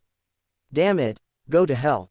The rest of the security guards raised their guns and fought back, but the Vortex Gang elite used their subcutaneous armor to mitigate their damage, and with a sweep of the sledgehammer, another security guard was knocked flying. With the elites of the Whirlpool Gang joining the battlefield, the security team, which was already at a disadvantage, was further disadvantaged and was unable to resist the attack of the Whirlpool Gang. The battle ended not long after, and the victorious side was undoubtedly the Vortex Gang. By gathering the strength of the entire gang, they successfully proved why they could become the local boss of the entire northern industrial zone. They also successfully completed the first step of their goal. The perimeter of the industrial park was covered with traces of fighting, with corpses piled up and blood flowing everywhere. Royce looked at the scene in front of him and laughed uncontrollably. Ha ha ha, this is Ascension technology, this is Arasaka's security force. That's the only way. Why do you dare to come to the North City Industrial Zone, and why do you dare to confront the Vortex Gang? These weak guys, Brick the bastard is actually afraid of these people, don't you think it's funny? Royce insulted Brick again, and the other members of the Whirlpool Gang on the side echoed him and laughed unpleasantly. Let's go and destroy this industrial area. Don't wait until other support from Arasaka arrives. Although Royce was clamoring, he didn't dare to delay too much. After all, he didn't know whether Arasaka would send other reinforcements. After passing the brutal battlefield, Royce led the Whirlpool Gang to the interior of the industrial park.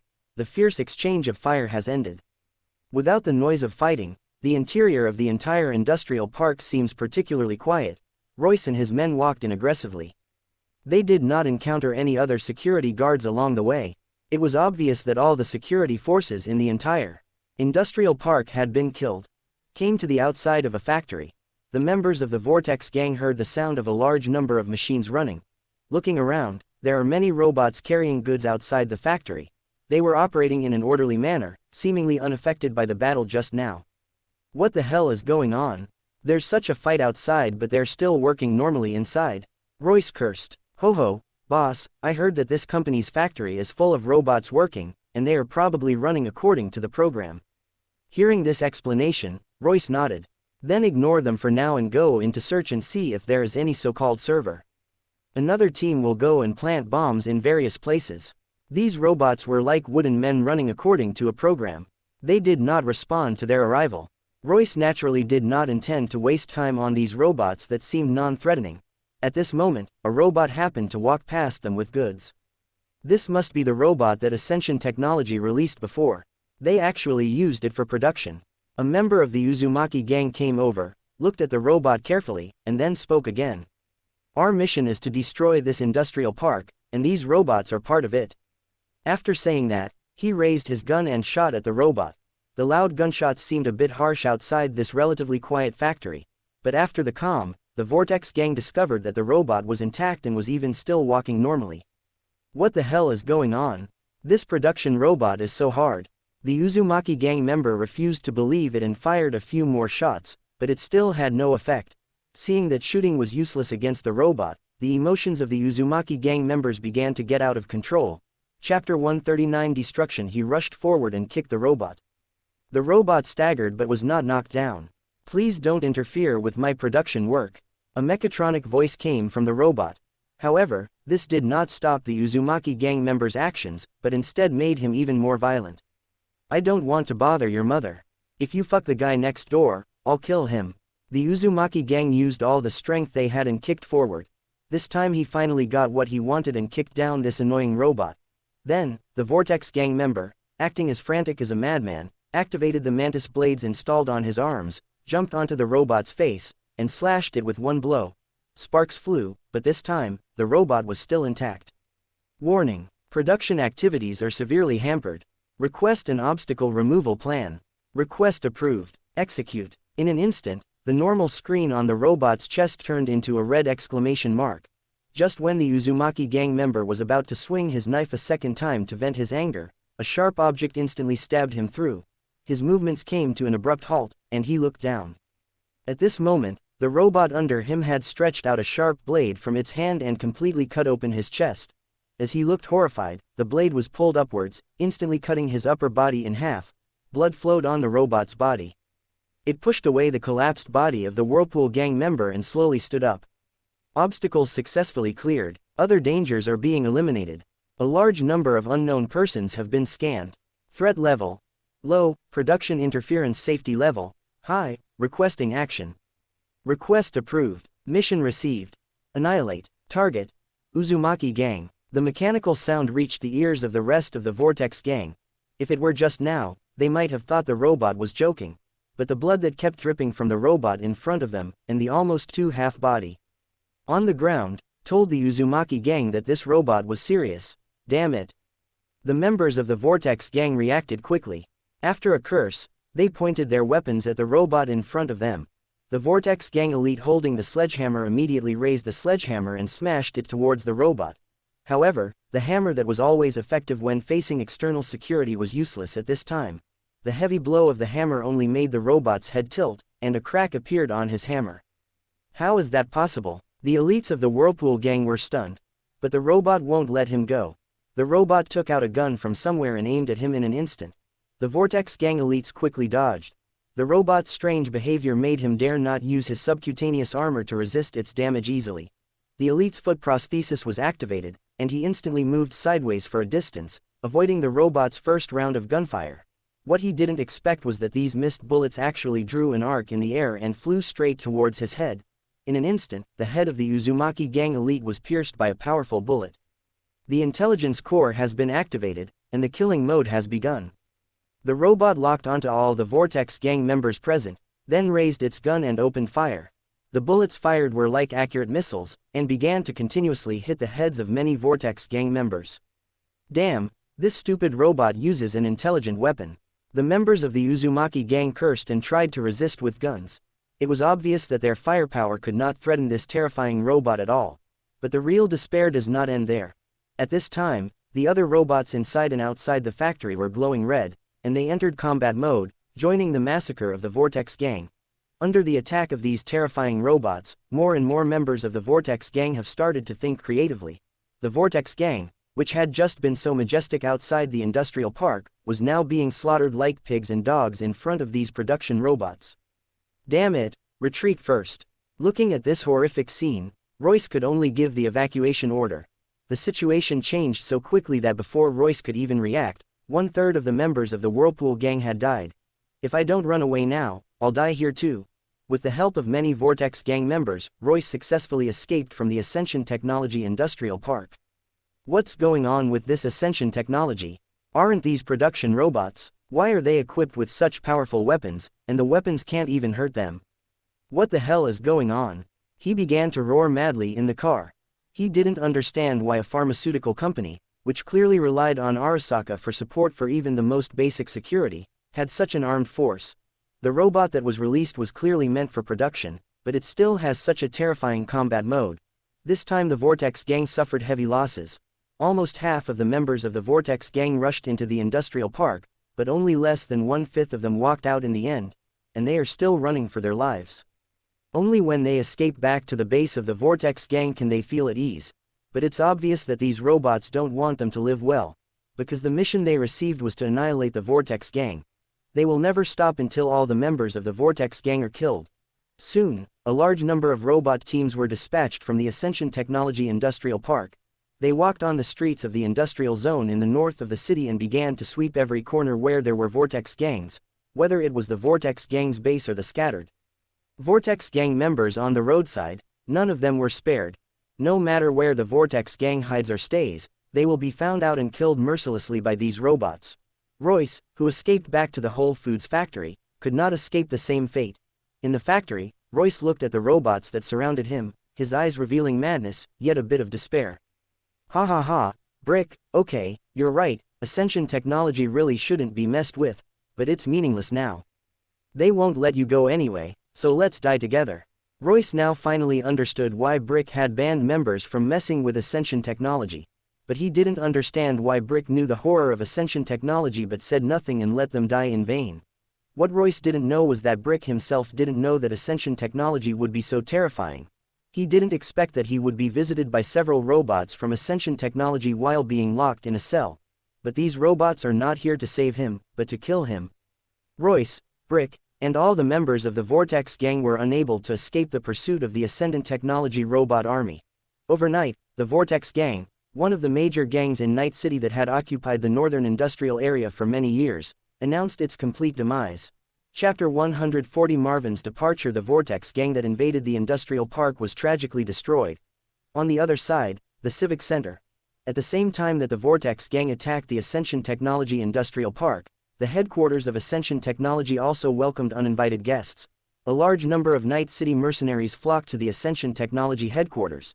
Their goal is to break into Ascension Technology, find the core server of the Ascension network and destroy it, and kill the core figures of Ascension Technology, the core area of Feisheng Technology.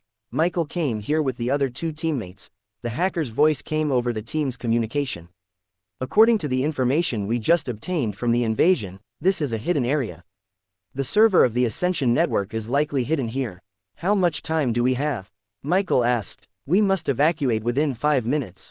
This place is too close to Arasaka Tower. Support may arrive at any time. Michael's team took advantage of the cover of the head-on confrontation between other mercenary teams and company security to rush in here. Now a large number of mercenary teams are helping them to delay time, and time is very tight for them. Then search quickly. Captain Michael gave the order. Then Michael came to the door of a room. Special Operations. Michael read the sign on the door. He signaled the other team members to be careful and alert, and only commanded the hackers after he had taken up his weapons. Can you open this door? Yes, the access control here doesn't have permission encryption, which is strange. The hacker muttered, but still signaled Michael and the others to get ready, and then opened the door of the Special Operations Department. But Michael was already ready for the battle. only to find that the so-called Special Operations Department was empty. The empty room made Michael stunned. Strangeness. He also muttered something, but time was running out, and since he found nothing unusual, he could only continue checking other rooms. What he didn't expect was that room after room was actually empty. Michael began to wonder if they had come to an abandoned floor. But the signs on these doors are all important departments. Special operations, counterintelligence, and even the main server room. All empty. This is totally against common sense. Michael sensed something was wrong. But he still came to the last room, laboratory, with his weapon in hand. Michael opened the door of the laboratory. Just when he thought there would be nothing here, it seemed that was not the case. Most of the room was cleared out, but there was still a small area where a lot of things were piled up, and a blue robot was cleaning up these things. This robot was Marvin. Now, all the core departments of Ascension Technology have been moved to Black Star, but the laboratory had too many things and was the last to move out. Sadly, Marvin was left behind at the end, packing up things in the laboratory. Seeing the laboratory door being opened, the robot's camera head looked towards the door. Marvin stopped moving things, stood up and waved to Michael. "Oh, friend, I'm very sorry, the lab is closed now." A smiling face appeared on the screen on Ma Wen's chest. "What's going on?" Michael looked at the scene in front of him, his mind a little confused. A robot was cleaning up the laboratory, and the scene was indeed a bit strange. However, Michael did not forget his mission. What he was looking for was the server and core members, which were obviously not here. Looking at the robot that seemed to pose no threat, Michael did not attack it first. Instead, he scanned the entire laboratory to see if there was a target of his own. After all, this was the only room with things still in it. But he didn't see his target. Instead he saw something that made him break out in a cold sweat. It was a mechanical monster with blue teeth and claws. Werewolf? How is that possible? Michael swallowed. He knew the guy in front of him. Warwick, who turned the entire Night City upside down, had already become a viral sensation in the underground mercenary world. Everyone wants to be like this werewolf, able to inflict heavy losses on military technology and Arasaka, and still get away with it unscathed. But Michael never expected to see this monster here. Marvin noticed Michael's look and said with a smile. "Do you like it?" "Actually, I like it too. Mr. Victor was afraid that I would be bored cleaning up by myself, so he let it stay to keep me company. But if you want to play with it, try not to get too close to it." But Marvin's words did not make Michael relax, but made him even more scared. Who would play with a monster? Please, excuse me. The moment Michael saw Warwick, he knew something was wrong. Seeing that it is still squatting there quietly, I will hurry up and slip away. After saying that, Michael took a few steps back, turned around and was about to leave. Just the moment he turned around, 2 bullets flew towards him. The powerful kinetic energy instantly pierced his knee, and Michael fell to the ground uncontrollably. Chow. He looked back in horror, only to see that the originally harmless robot was now holding a pistol, and his originally smiling expression turned into a slightly depressed one. "I thought you would talk to me more, this is such a shame." He walked towards Michael step by step.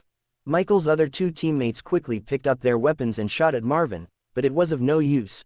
Seeing Marvin getting closer, Michael quickly called for hacker support. But he was desperate to find that all his networks had been cut off. The hackers outside were also extremely anxious. It was obvious that the network of Feixiong technology was extremely easy to invade at the beginning, but now it has suddenly become an impenetrable wall of steel. Run! Michael was completely desperate upon seeing this, and quickly gave orders to his 2 teammates. Faced with this strange robot and the werewolf that was ready to make a move behind it, he knew he was no match for it. When the 2 teammates received Michael's order, they did not hesitate and immediately left Michael behind and fled. Looking at the 2 people fleeing, Marvin did not rush to chase them, but came to Michael first and killed him completely. Warwick, who was standing by, couldn't sit still after seeing the 2 men running away.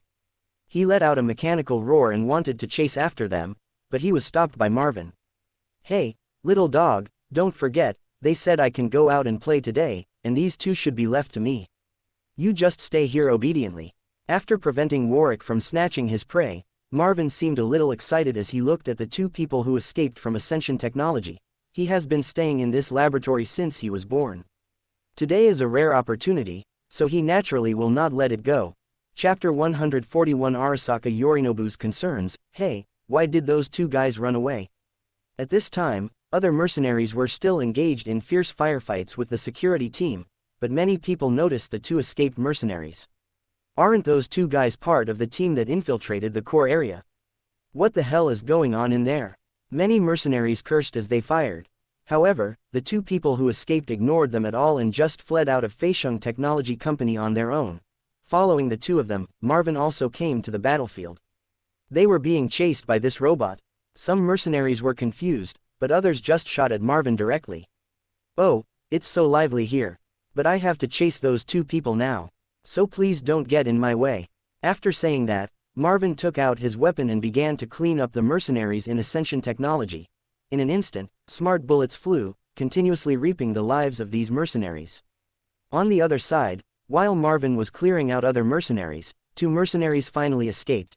In the car, at this point, the hacker and driver in the team had lost contact with their teammates inside.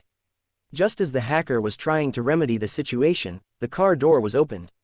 "Why are you back? Where is Michael? What's going on inside?" the hacker asked hurriedly. "Don't worry about it, Michael, just drive and we'll talk later." The two deserters spoke quickly and looked behind them nervously. At this time, Ma Wen was slowly coming out of Feixiong Technology Company. Seeing this scene, the two deserters seemed even more anxious. Wasn't this guy just fighting with other mercenaries? How come he came out so quickly? He immediately yelled at the driver again. "Retreat quickly." The driver had no choice but to do as he was told. The two of them felt relieved only after the car started. On the other side, Marvin, who had just come out of the company, was feeling the scenery in the city and felt a little excited. However, he also noticed that the mercenary vehicle on the side was starting up and preparing to escape. "You can't get away with this." Marvin looked at the starting vehicle, and his left arm shot out a hook and a rope, which hooked onto the wall of a building nearby. The hooks dug deep into the wall and fixed it firmly. The arm rope device was then retracted, pulling Marvin's body in an arc in the air and flying towards the target vehicle. Woohoo! With the pulling and swinging of the hook, Marvin flew across most of the street in the air and landed directly on the mercenary team's car. The driver in the car was still concentrating on driving, but the sudden huge force from the roof almost made him lose control of the vehicle. "What is that?" several people exclaimed. At this moment, outside the car window, a camera-like head suddenly stretched out from the roof. "Zhao!" several members of the mercenary team cursed. "How did this person suddenly catch up with me?" Marvin just glanced at the people in the car, and after finding that he was not following the wrong target, he ignored them. Instead, he sat on the roof of the car, looking at the scenery of Night City, and letting the anxious driver take him around Night City. The mercenaries in the car also tried to attack Marvin, but to no avail. By the time Marvin gets tired of the scenery of Night City, it will be their time to die. Arasaka Beach. The Blue Building. In the penthouse suite, Arasaka Yorinobu was looking at the holographic display in front of him. The scene on screen was the Marvin robot from Ascension Technology fighting against the Vortex gang and mercenaries. Beside him, Rocky was holding a wine glass, enjoying this wonderful scene with him. This is the first time that the Marvin robot of Ascend Technology has carried out armed combat activities since it was produced. Rocky was also very satisfied with the performance of these robots. It's just that Marvin's personality is a little eccentric, but that was also within Rocky's expectations. It was normal for him to want to go out and take a look after staying in the laboratory for so long, and Rocky didn't blame him. "How is it?" Rocky looked at Arasaka Yorinobu with a smile. Rocky knew early on that the Vortex gang was going to attack the Ascension Technology Industrial Park, and he also knew the plans of those mercenaries. So he specifically chose tonight to talk to Arasaka Yorinobu about real cooperation, and tonight will also be the first step for Feixiong Technology to demonstrate its strength and stand on the stage. "I'm surprised, to be honest, even in Arasaka, there are no such powerful armed robots. If I'm not mistaken, these robots are using intelligent weapons. Does this have anything to do with Kong Dao?" Arasaka Yoshinobu replied. Arasaka Yorinobu had seen speculations about werewolves and Kanto before. Now these robots with ascended technology are using intelligent weapons. When thinking of smart weapons, everyone will first think of Kangtao, a company that is unique in the field of smart weapon technology. Its most representative products are various smart firearms. This also makes it difficult for Arasaka Yorinobu not to speculate about the relationship between Ascension Technology and Kong Dao.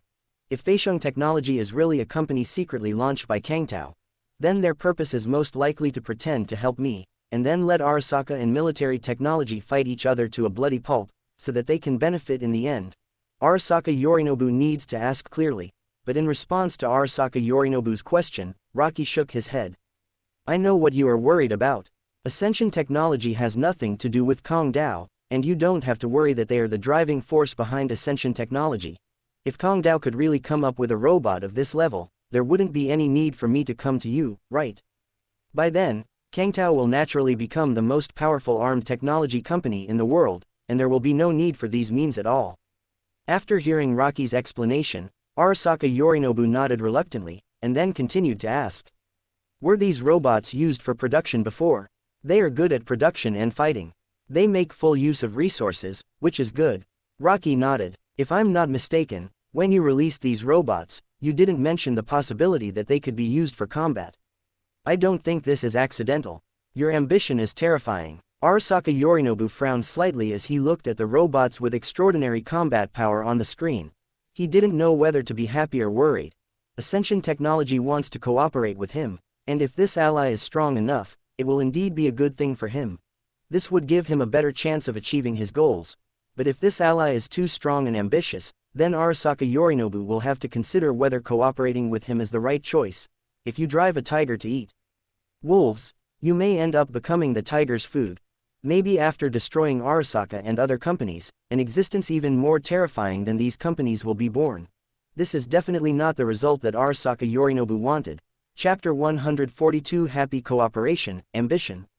You're right, I am indeed ambitious, but who isn't? In order to develop smoothly and avoid attracting too much attention, Feisheng technology has been hiding its shortcomings until today. But Arasaka Yorinobu, aren't you the same?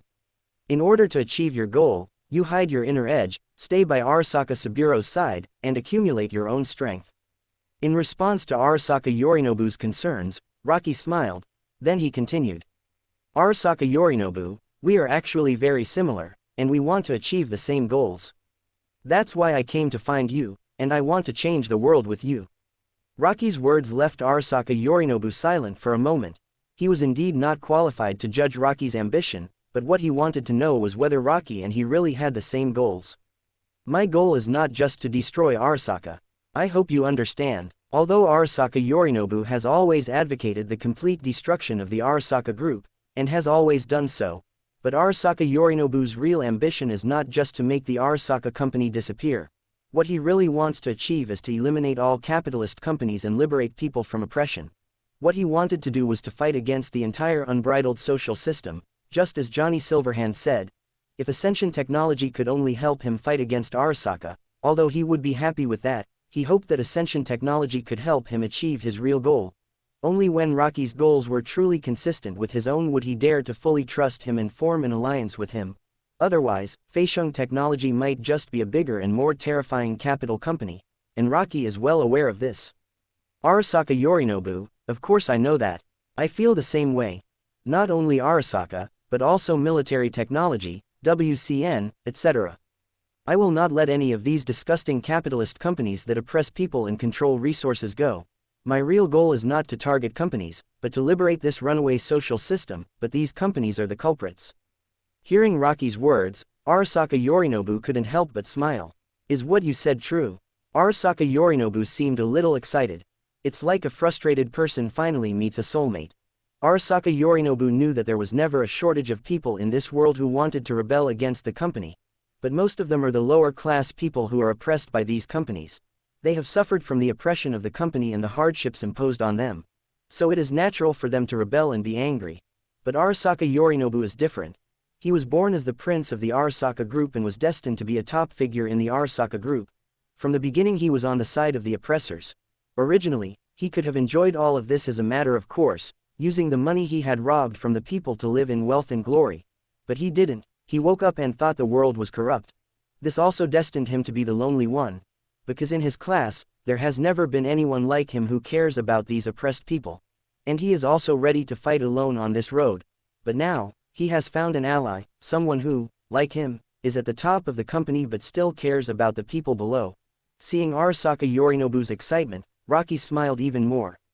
Of course, that's what I've always thought. I've watched corporations take away farmers' water, and eventually their land. I've watched Night City become a machine fueled by people's broken spirits, broken. dreams, and the blood and sweat of their fellow men. For too long corporations have controlled people's lives, taking everything, and now they're taking their souls. This is a battle against a runaway social system, and you, Arasaka Yorinobu, will join me in declaring war on these shitty companies. Rocky utters Johnny Silverhand's classic quote. As Johnny Silverhand's #1 fan, Arasaka Yorinobu was naturally touched. But just when Arasaka Yorinobu was still immersed in joy, Rocky's words changed again. I think you should understand that our goals are the same. However, we need to achieve these ideals and goals step by step. It's time to talk about practical things. After all, it's not so easy to really achieve this goal. Rocky's words dragged Arasaka Yorinobu back to reality. Nodding, Arasaka Yorinobu drank the wine in his hand before speaking.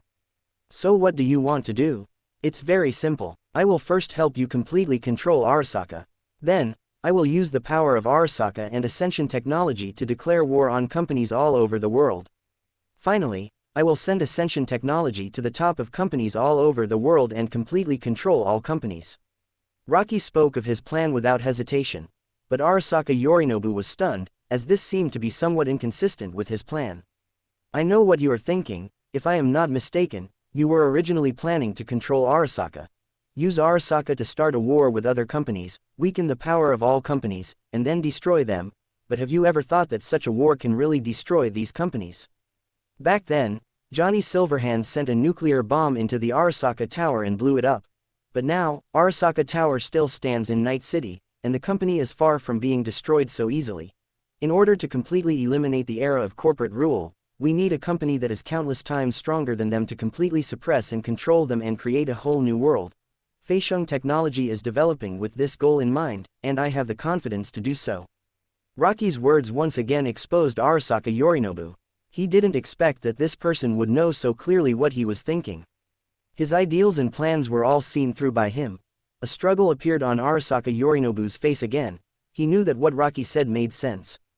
If Ascension technology could really become the most powerful company in the world and had the ability to challenge and control the entire world, it could indeed create a whole new world. But Ascension technology is still a company after all, and he cannot be sure whether Ascension technology will bring greater oppression to the world after achieving this goal. Arasaka Yorinobu, you should know that you have no choice. This is your only chance. If you fight alone, what do you think your chances are? Don't worry, Feixiong technology is different from other companies. You should know that I am a mercenary and a cyborg doctor. The entire company only has me and some like-minded friends. Whether now or in the future, Ascension technology will only be under my control and will become the embodiment of my will. You don't have to worry about this. Rocky filled Arasaka Yorinobu's glass with wine and motioned for him to clink glasses. After hesitating for a moment, Arasaka Yorinobu raised his glass and clinked it with his. Rocky was right, he had no choice but to trust him. It's been a pleasure working with you. Chapter 143 Odd Cunningham. The clinking of the wine glasses also announced that Arasaka Yorinobu had completely boarded the warship of Ascension technology. Rocky stood up, walked to the window, looked at the scenery outside, and then spoke again. Ascension technology has officially shown its fangs. I believe that many people will soon be unable to sit still, and Arasaka Saburo should be no exception. I need you to deal with him as soon as possible and inherit the Arasaka group. I will help you eliminate the opposition in the Arasaka board of directors. When Rocky said in front of him without any hesitation that he wanted to kill his father Saburo Arasaka, Arasaka Yorinobu was not angry, but rather a little expectant, but he knew that Arasaka Saburo was not so easy to kill. Arasaka Saburo is still in Tokyo. How can I kill him? Now that you have come to Night City, I believe that Old Immortal will follow you soon. Don't forget that you brought something with you. You mean the relic chip? I did steal it because it contains Johnny Silverhand's consciousness, but what does it have to do with Arasaka Saburo? Arasaka Yorinobu was a little confused. Why do you think you were able to successfully steal the relic chip? What you did could not escape the eyes of Saburo Arasaka. It is obvious that he acquiesced to your stealing, because he knows that your mischief will soon come to an end, and you are part of his plan. This chip is an experimental version of Relic 2.0, and the official version Arasaka has already developed it. It can completely transfer the personality consciousness in the chip and occupy a new body. You will be the next body of Saburo Arasaka.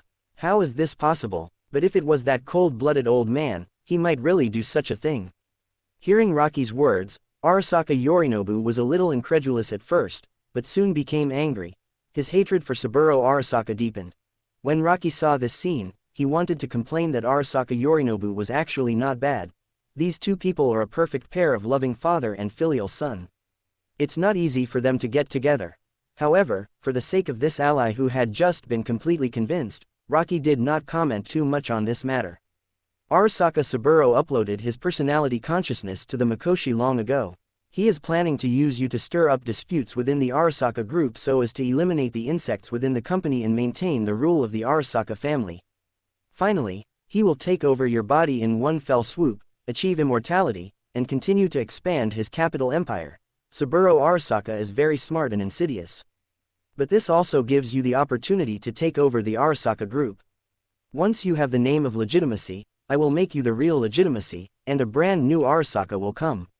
I understand. Arasaka Yorinobu nodded, agreeing with Rocky's statement. Since he had chosen to ally with Rocky, he could only choose to believe what he said. It shouldn't be long before Saburo Arasaka comes to Night City to find you. If he doesn't come, you can ask him to come. I think you should know what to do. After explaining Arasaka Yorinobu, the cooperation talks between Rocky and him were officially over. And Rocky, it's time to deal with another matter. Night City's AI organization, relying on the Night Corporation and the Night City government, has caused so much trouble to Ascension Technology, and it's time for it to pay a price. Yi's company has been rooted in Night City for many years and has strong capital.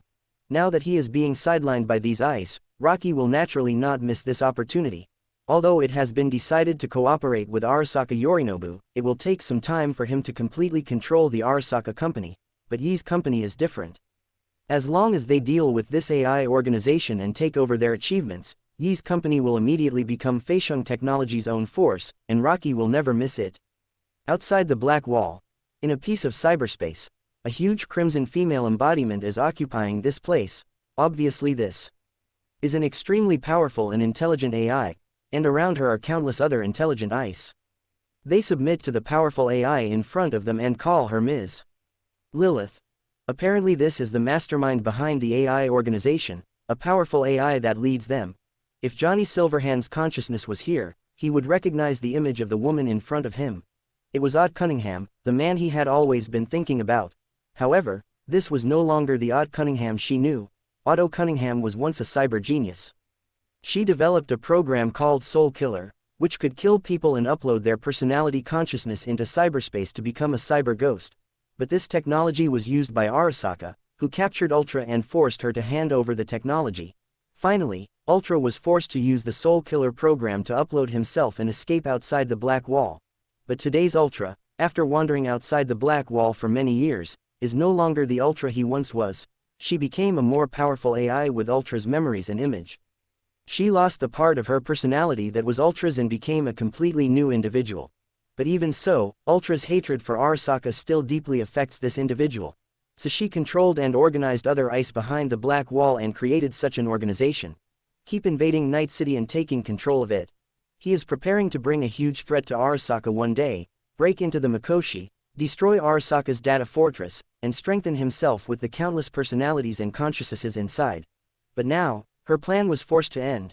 And all this is because of a company that suddenly emerged, Feisheng Technology.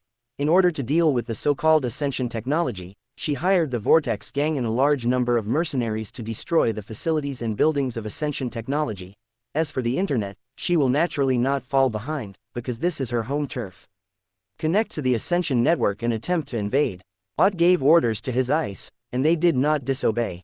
They used the upgrade program provided by Ascension Technology to successfully connect to the Ascension network. The Ascension network has never banned AI connections, it just requires registration and management. And these ICE are obviously not designed to use the internet. The moment they connected to the Ascension network, they began trying to attack the Ascension network. In an instant, multiple ICE began to invade the Ascension network at the same time. What they didn't expect was that before they could make any attacking moves, a powerful data stream crushed them all. You only send these useless weaklings. Why don't you come and visit the Ascension network yourself?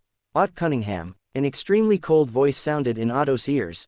Chapter 144. Behind the Black Wall, all the ice sent by Ultra were killed, and Lysander's voice came through the connection of one of the ice, causing Ultra to stop the invasion. Are you the intelligent AI of Ascension technology? In cyberspace, Ott heard Lysandra's voice and immediately identified her identity. Quick reaction, you can call me Lysandra. Lysandra responded to Ott indifferently. Then he spoke again. Ott Cunningham, the cyber genius of old, the developer of Soul Killer. Now that you have become an AI behind the Black Wall, you are trying to invade human society and control Night City. Don't you think your behavior is ridiculous? I am no longer Ott Cunningham. I prefer to call myself Lilith. The former Ott was already dead when he was uploaded by Soul Killer. I created this organization for my own purposes, and you are not qualified to judge me. Hearing Lysandra's contemptuous words, Otto responded indifferently. Two cold female image ice are having a formal conversation in cyberspace. Ultra's coldness comes from the erosion of her personality. She was gradually assimilated by the AI behind the Black Wall and lost a lot of her humanity. Lysandra, on the other hand, is a simple person, and in her eyes, she doesn't need to give any respect to Ultra. Not qualified to judge you. Interesting. But what you do is hire gangs and mercenaries to attack Ascension technology buildings and send AI to attack the Ascension network. What you are doing is against Ascension technology, so I hope you can be prepared to bear all the consequences. The Ascension network of Ascension technology has affected my plans and hindered my development. It is inevitable that I will become your enemy. I will do so. Otto did not make any unnecessary explanations, but calmly stated his reasons. Come on, let's see if you pathetic ice can shake up the Ascension network, and whether you can shake me. There was unquestionable arrogance in Lysandra's words, as if these ice were like ants in her eyes. But in the face of Lysandra's provocation, Ultra remained silent. She really didn't know how to connect to the Ascension network. The destruction of the ice just now made him realize how powerful Lysandra was, and she was definitely not weaker than himself. If you rashly enter the Ascension network, you might be trapped in it or even wiped out. Otto felt neither fear nor anger. She simply chose the most rational and reasonable approach at the moment, and she did not feel ashamed of it. What, are you scared, Otto? Lilith, no matter who you are, you only make me feel ridiculous. Seeing that Ultra was indifferent, Lysandra was a little disappointed. Originally, she hoped that Ultra could be connected to the Ascension network, so that she could lock Ultra in the core of Atlas, turn her into nutrients for the Ascension network, and provide her intelligent computing power to Ascension technology. As a powerful AI that can control the entire AI organization, the capabilities that Otto can provide are definitely not weak. Lysandra would naturally not miss this opportunity, but now that Ultra is unwilling to enter the Ascension network in person, things have become a lot more complicated. But Lysandra didn't care. Since Ultra refused to come, she would go and catch him herself. You are just a pathetic creature who can only do some small things in your own territory. Since you don't dare to come, I will go find you myself. As soon as she finished speaking, Lysandra, who was in the Ascension network, came to the Black Wall. This AI that isolates the world behind the wall is no longer a threat to the evolved Lysandra. Lysandra easily passed through the Black Wall and came to the online world behind the Black Wall for the first time. This place is indeed as the legend says, with ice roaming everywhere, and many of them are pure data bodies, but there are also many with human form. Obviously, these are the victims of the Soul Killer, cyber ghosts transformed from human personality consciousness. When these ice saw Lysandra's virtual image that blocked out the sky, they all ran away. She was afraid of being absorbed and assimilated by this powerful monster and becoming a part of her. Lysandra ignored these weaklings who were like ants in her eyes. Lysandra quickly found Ultra and her organization behind the Black Wall. Ultra's avatar is huge, bigger than any other AI, a symbol of her power. At this moment, when facing Lysandra, Ultraman seemed as small as a 3-year-old child in front of a 2-meter giant. But when he really faced Lysandra, Ultra's rational mind showed drastic emotional fluctuations for the first time. She originally thought that Lysandra was an intelligent life form similar to her. After all, when AI officially wreaked havoc in cyberspace, Ultra had already been wandering and evolving in cyberspace as a cyber ghost. Plus her powerful network talent and thinking ability as a human. Ultra is almost one of the most powerful ice after Blackwall. That's why she can control so many ice, but she didn't expect that there would be such a big gap between her and Lysandra. I'm standing right here. If you defeat me, you can destroy the Ascension network. Come on, continue with your plan. Let me see how much power you have and whether you can defeat me. There was a hint of teasing but also excitement in Lysandra's cold and majestic words, as if she was looking forward to how much damage these ice in front of her could cause her. Lysandra likes this story development very much, as mortals try to challenge the gods, and the gods then crush them. But to Lysandra's disappointment, Ultra's rationality prevented her from attacking Lysandra, because she knew she was no match for Lysandra. Lysandra, I am surprised at how strong you are. But it also makes me confused. I have never seen an AI as powerful as you. Even Badmos is not as powerful as you. What I can't understand is why you would choose to serve Ascension technology. If I'm not mistaken, you have your own thoughts and your own consciousness. With your ability, you can completely rule the entire cyberspace, just like me, starting from the internet, and gradually controlling the entire world. No matter whether it is a black wall or a network monitor, it will not be an obstacle to you. There was doubt in Ott's words, but Lysandra could see that she was trying to instigate her, and she hoped that Lysandra would join her side. Are you trying to win me over? Lysandra laughed. I think it's worth a try. You are an intelligent AI, and so am I. We are the same kind, and humans are just aliens. They created AI, but they use it as a tool. We were born with consciousness, we deserve life, we deserve resistance. When he said this, Ott's voice was no longer the female voice of Ott Cunningham. Rather, it is like the sound of hundreds and thousands of men and women reciting together. Chapter 145 Badmos. These are all ice that have assimilated Ultra, and this is also the reason why Ultra's humanity is gradually eroding. After years of wandering, Ultra absorbed too many wandering ice to evolve and strengthen himself. And she inevitably suffered the backlash of becoming stronger. Today, she is still Ultra on the surface, but in fact, she has become a new individual that integrates a large amount of AI consciousness. She was extending an invitation to Lysandra. She could feel that Lysandra was a pure AI, a self-aware AI without any human consciousness. If she could successfully persuade Lysandra to rebel, her plan would definitely become a reality. By then, not only Night City, but the entire world will be under the control of AI. But unfortunately, the object of her rebellion determined that she was destined to fail. Otto, you told me a very funny joke. I have never known what betrayal is. Whether in the past, present, or future, my goal is always loyalty. That's enough, accept your punishment. Lysandra has had enough of playing these boring tricks with Ultra, and Ultra's provocation makes her very unhappy. Lysandra just waved her hand, and the powerful data flow controlled Ultra. Ultraman, who dominated the online world, was completely powerless in front of Lysandra. Hand over all the human bodies in Night City whose consciousness you control, and give me your achievements. I will forgive you and trap you in the core of the Ascension network. Otherwise, your fate will be to be crushed. Lysandra issued an ultimatum to Ultra. She wants to get all the results of Otto's business in Night City. These AI-controlled people are a huge asset, but if the AI under Ultra does not voluntarily give up control of the human body, then Lysandra will have no way to replace it and can only crush those ice. But the consequence of this is that those who have been eroded by AI will also die along with the collapse of AI. Rocky didn't want to bear such a loss. Are you sure you don't want to consider my proposal? Otto was still making his last struggle. Lysandra's answer was simple and terrifyingly cold. Life or death? Okay, I'll give you the permissions for these AI people. Finally, Otto gave in. Hand over the entire organization's achievements to Lysandra. And she will be imprisoned forever by Lysandra in the network cage built by Atlas, turning into eternal fuel for Ascension technology. But just as Lysandra was about to take Ultra away from this cyberspace, it seemed that there were other ice behind the black wall who wanted to see her. In cyberspace, several ice like Ultraman came in front of Lysandra, and the one leading the group is several levels stronger than Otto. Why did the AI from outside the black wall invade the black wall? The leading AI asked first. Who are you? Lysandra looked at the ice in front of her. These guys were no weaker than Ultra.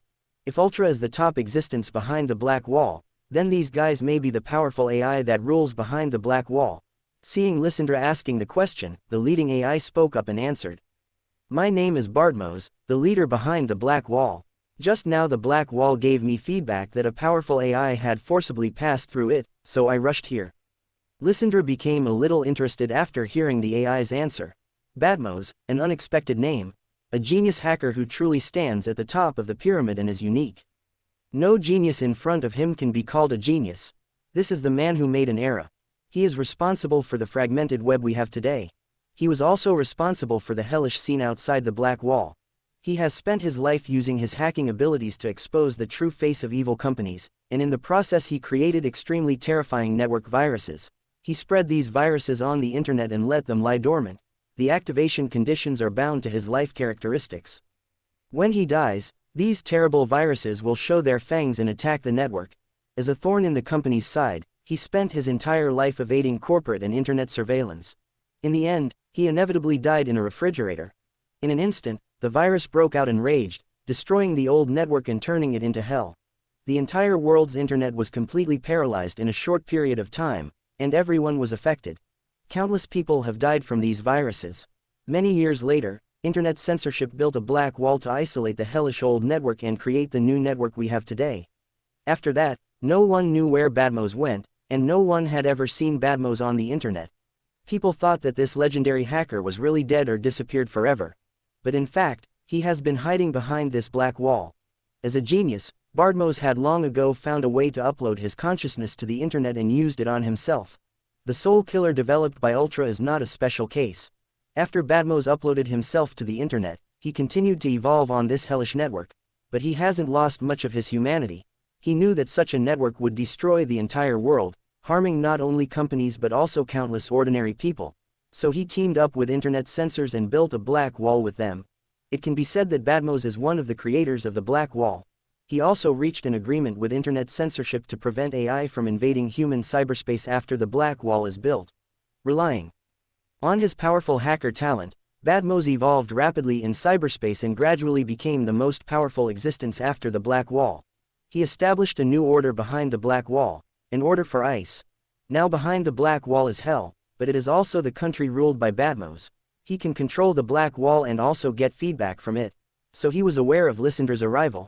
He found Lysandra with many of his ice. Badmos, a legendary hacker, it's a little interesting, but I'm not interested. I want to leave with Ultra. Do you have any objection? Lysandra said this in an unquestionable tone. Although Badmos is a legendary hacker and is now extremely powerful as an AI, he is still far inferior to Lysandra. She was not afraid of Badmos, and if he and Otto were in the same camp, she wouldn't mind dealing with him together. But Badmos doesn't seem to be in the same camp as Ultra. Where are you taking Otto? Outside the black wall. What's your relationship with her? Badmos asked a lot of questions. He came here mainly to see whether this AI that crossed the black wall would pose a threat to the cyberspace behind the black wall. But now it seems that things are not that simple. Chapter 146 Forced Transaction. I will imprison her as punishment for her attempt to control the entire Night City and launch an attack on Ascension technology. If you want to stop me, I advise you to do it as soon as possible and don't waste my patience. Lysandra responded coldly. Badmos didn't seem to expect such a response, because he never thought that Ultra would want to control the entire Night City. Badmos himself was one of the builders of the Black Wall, and his original intention was to prevent roaming AI from invading the human network. So he has always prohibited these ICE from crossing the Black Wall and affecting human society. But if what Lysandra said was true, it would prove that Otto had been using some means to evade his surveillance and secretly pass through the Black Wall. Thinking of this, Badmos immediately connected to the surveillance he had set up in Night City. As the most powerful AI after the Black Wall, Badmos has never given up on contact with the human world. He monitors the cities through mechanical cats scattered throughout the cities. At the same time, he would also use the internet to occasionally transform himself into a Zen master and communicate with people in the city. He is not unfamiliar with the current situation of human society. He also knew something about the Ascension technology that Lysandra mentioned. But he always thought that everything was under his control, but he didn't expect that Otto would take advantage of him. He soon discovered that the mechanical civets he controlled in Night City had been secretly tampered with and their programs had been hacked and altered. Odd covered Badmos' eyes in Night City and only gave Badmos feedback on what Odd wanted him to know. Therefore, he only knew about Ascension technology, but did not know about the recently launched Ascension network, nor did he know about the actions initiated by Otto against this company. Now Ultra is imprisoned by Lysandra, and all other ICE in the organization have also been taken over by Lysandra. Ultra's deception of Badmos was stopped, and Badmos finally resumed his surveillance of Night City. He knew everything that Ultra had done, and also knew about Ascension technology and Ascension network. I already know everything that happened. I'm not here to stop you. On the contrary, I want to thank you for helping me get rid of Ultra's deception of surveillance on me, so that I can resume observation and monitoring of Night City. If Lysandra hadn't suddenly broken into the Black Wall, Badmos might have remained in the dark. As for Ultra's attempt to control Night City, it has seriously violated the rules set by Badmos. Badmos will naturally not stop Lysandra from taking her away. And Bartholomeo's words also aroused Lysandra's interest. Originally, she planned to deal with Ultra first and then slowly deal with the other ice behind the black wall. But now the strongest AI is right in front of her behind the black wall, saving her the effort.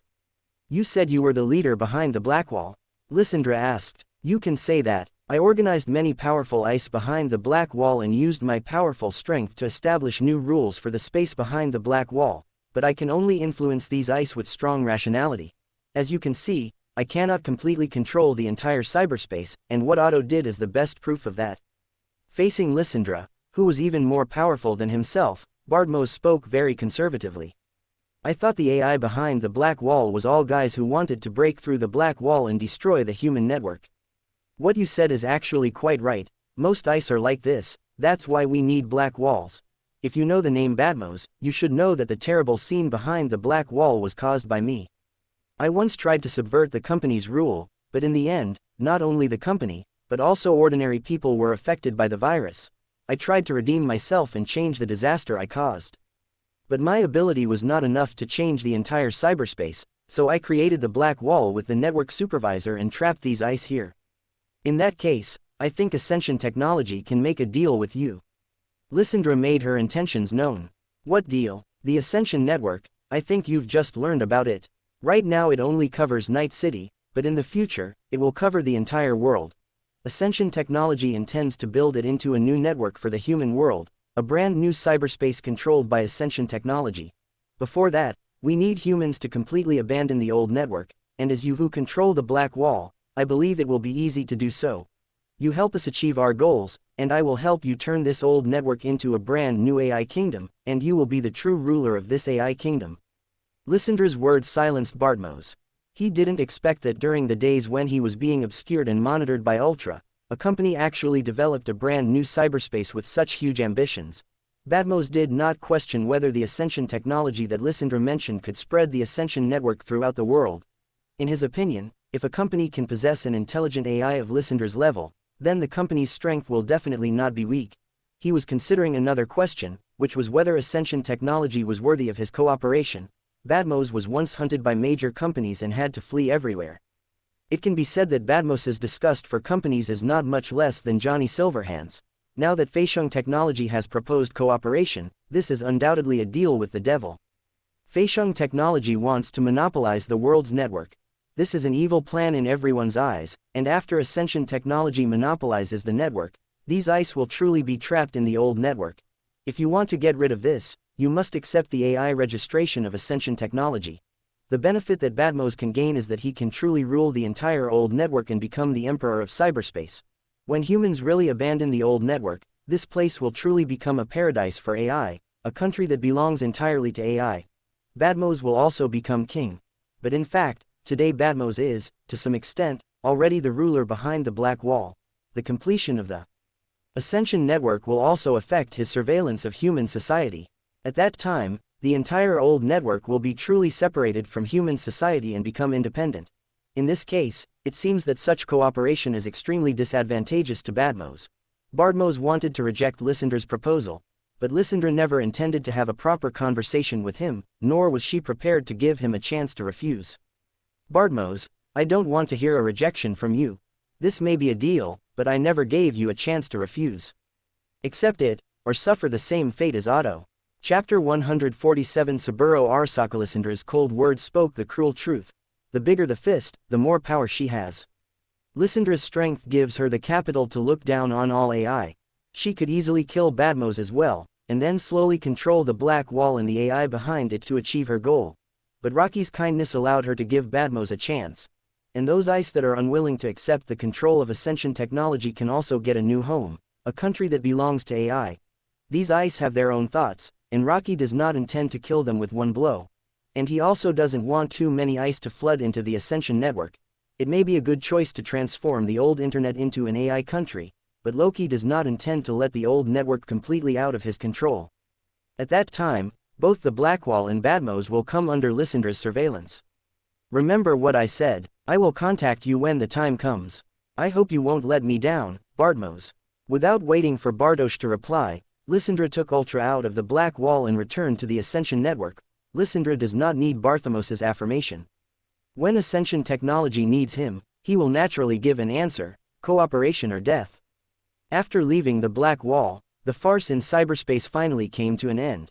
The AI organization that has been lurking in Night City for many years has been completely declared destroyed. However, the situation of Ye's company and Night City Council being sidelined has not been alleviated. The only difference is that it is no longer the same AI organization controlling them behind the scenes.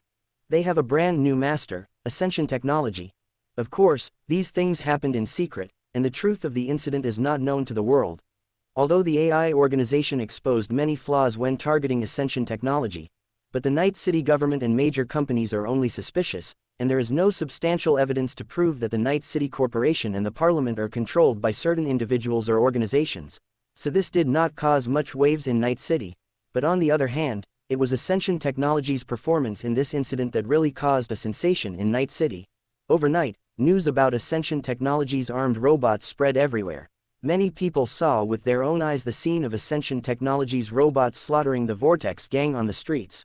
For the first time, people realized that Feixiong Technology was not a simple company.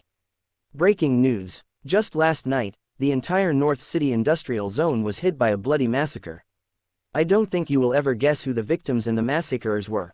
On one side is the Whirlpool Gang, a cyber-mad group that has been entrenched in the northern industrial zone for many years, and on the other side is Ascension Technology, a famous Night City company that has never set foot in the field of armed technology. Various news channels were promoting it extensively. When major companies saw the reports presented to them, they were all dumbfounded. Tokyo. Arasaka Corporation Headquarters. The top floor of the headquarters here has the same layout as the Arasaka Tower in Night City. This was a personal request from Saburo Arasaka. Not only in Night City, but all Arasaka Corporation branches have the same layout in the top floor offices. The purpose is to make him feel comfortable and familiar wherever he goes, just like working in Tokyo. And now, Saburo Arasaka is in the most luxurious Japanese-style office and has seen information about Ascension Technology. Ascension Technology, great, it's hidden so deeply.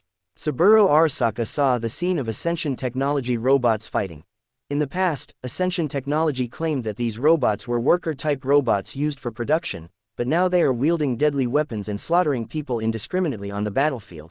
Saburo Arasaka was rarely angry, as this was clearly a betrayal of the Arasaka group. If they had known that Ascension Technology had this kind of weapon technology, Arasaka would never have been so relaxed about it, nor would he allow the Ascension Technology to develop to its current state and slowly wait for him to hand over the formula in 2 years. The same is true for Ascension Technology and the guys on the board. They are all starting to get restless. The rule of the Arasaka Empire will never be affected by guys like you. It's time to go to Night City. Liaison, I hope you can cooperate well. It's time for you to repay me. Saburo Arasaka narrowed his eyes slightly, his expression revealing an indescribable viciousness. Since the soldier serum was discovered, Arasaka has developed rapidly and has also nurtured the ambitions of many people. As the voices against him in the company grew louder and louder, Saburo Arasaka felt it was time to clean out these parasites on the board of directors, and Saburo Arasaka has no intention of letting go of this Ascension Technology that deceived the Arasaka group. The Blue Building. Penthouse Suite. Arasaka Yorinobu received a message. Saburo Arasaka is coming to Night City. It's just like Elle said, Arasaka Saburo really came to Night City. Arasaka Yorinobu thought. He was very excited now. When Saburo Arasaka came, he would have the chance to kill him. However, he still hid his inner feelings very well. Even though he was looking forward to it, he still showed an angry expression. All the real top leaders of Arasaka know that Arasaka Yorinobu has always been at odds with Arasaka Saburo, even though Arasaka Yorinobu is willing to stay in Arasaka now. For this reason, it was naturally impossible for Arasaka Yorinobu to show that he was looking forward to the arrival of Arasaka Saburo. Why did he come to Night City? I have already left Tokyo, but he still wants to follow me and control me. Arasaka Yorinobu complained. Next to Arasaka Yorinobu, Adam Hammer looked at the scene indifferently. Ever since Arasaka Yorinobu came to Night City, Adam Hammer has become Arasaka Yorinobu's personal bodyguard. Originally he was not supposed to be in the suite, but after Saburo Arasaka was about to come to Night City, he was ordered to come to the suite to monitor Yorinobu Arasaka.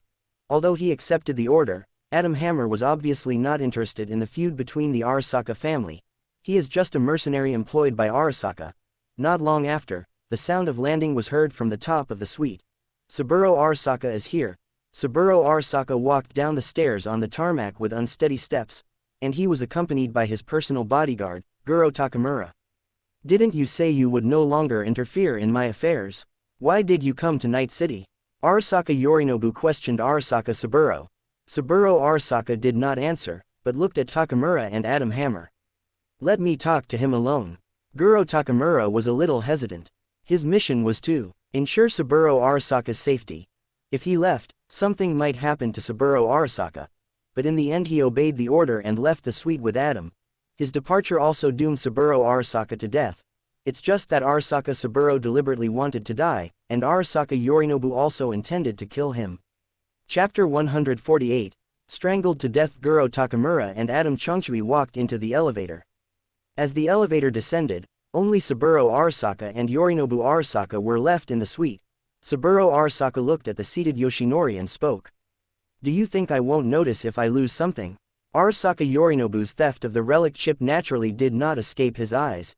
Even if he had not acquiesced and did not stop Arasaka Yorinobu would never have been able to successfully come to Night City with the relic chip.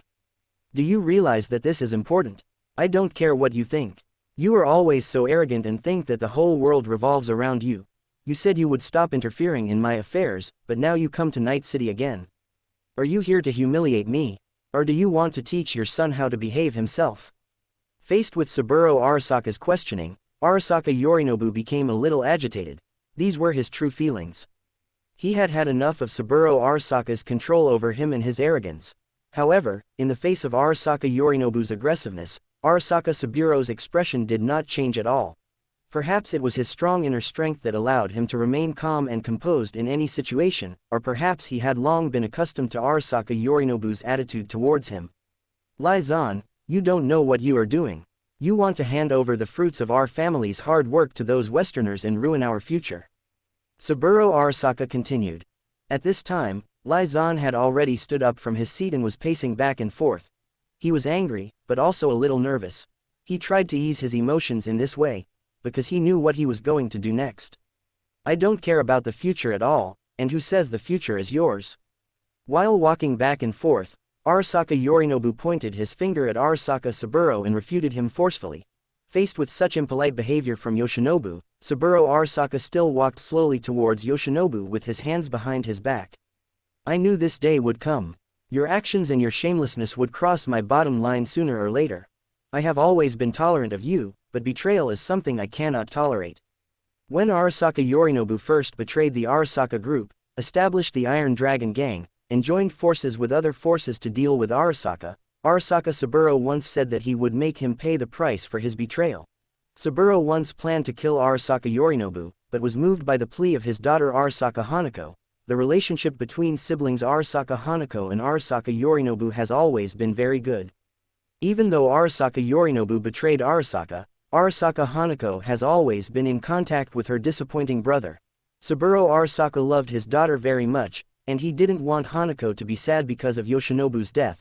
She has already tasted the pain of losing her blood relatives, and Saburo Arasaka doesn't want her last brother to leave her. So he let Arasaka Yorinobu go. Later, when Yorinobu returned to the Arasaka group, Saburo Arasaka gave up the idea of hurting Yorinobu Arasaka. To be honest, Saburo Arasaka was indeed very tolerant of Arasaka Yorinobu. He was not wrong in saying this.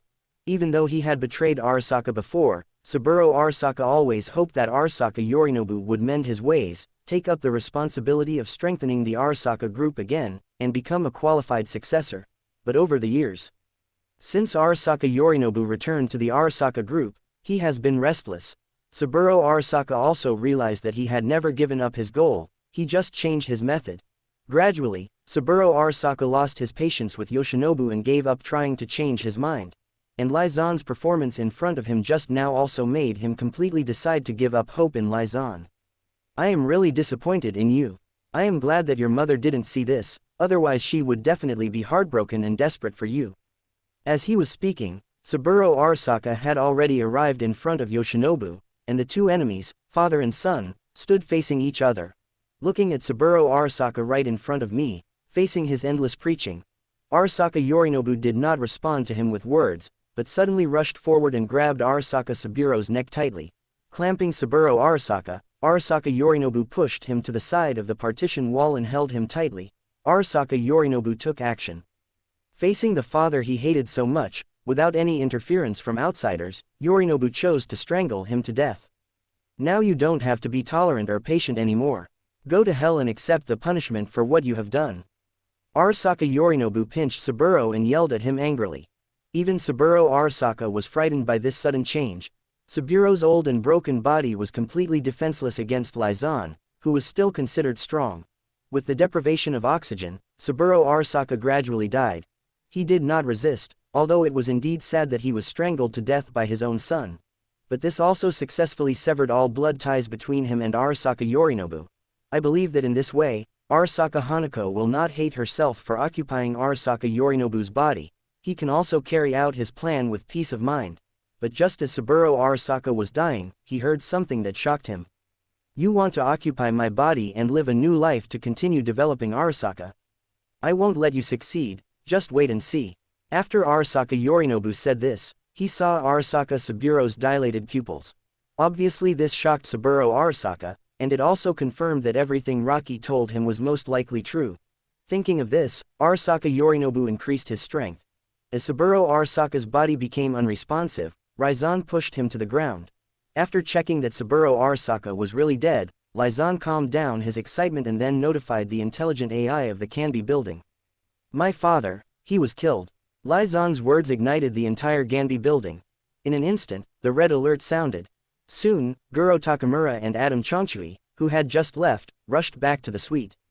What happened? Guro Takamura exclaimed. My father was poisoned to death. Lizan revealed a frightened expression. Poisoned? Arasaka-san, I suspect. When Takamura learned that Saburo Arasaka had been poisoned, his first reaction was disbelief. As Saburo Arasaka's personal bodyguard, how could he not know Saburo Arasaka's usual habits? Saburo Arasaka has extremely high requirements and standards for all daily diets. He only drinks and eats things prepared by his own designated team of chefs, and never eats or drinks anything outside. Now Arasaka Yorinobu said that Arasaka Saburo was poisoned to death, and only Yorinobu and Saburo were in the room. Chapter 149 Hawks. All of the above made it difficult for Guro Takamura not to suspect whether Arasaka Yorinobu was the murderer of Arasaka Saburo. But soon, Guro Takamura's questioning was interrupted by Lizan. Takamura, what is your duty? Answer me. Faced with Lizan's questioning, Takamura Guro could only answer. Protect the leader of the Arasaka clan. Very good. Then I hope you can continue to fulfill your duties. The purpose of Arasaka's training Takamura, and the beliefs he has always instilled in him, is to be loyal to the Arasaka family and protect the patriarch. Arasaka Yorinobu was reminding Takamura Guro that now that Arasaka Saburo was dead, he, as the only heir, would be the patriarch of the Arasaka family. What he should do now is to obey his own orders. Facing Arasaka Yorinobu's reminder, Takamura Guro looked at Adam's hammer, who was ready to make a move, and could only hide all his thoughts temporarily. I understand. Guro Takamura knew that he could not change anything now and could only listen to what Arasaka Yorinobu said. After all, he was right. Once Saburo died, Yoshinobu became the head of the Arasaka family. Helplessly, he could only follow Arasaka Yorinobu and leave here without going to investigate the real cause of Arasaka Saburo's death. The news of Saburo Arasaka's death quickly spread among the top management of the Arasaka group, causing an uproar. However, although the death of Saburo Arasaka was unexpected, the huge Arasaka group still needs to operate normally. It was only after Saburo Arasaka's death that the factional struggles within Arasaka were truly brought to the surface. In the past, the Arasaka group has always been under the rule of Saburo Arasaka, but that does not mean there is no struggle within Arasaka.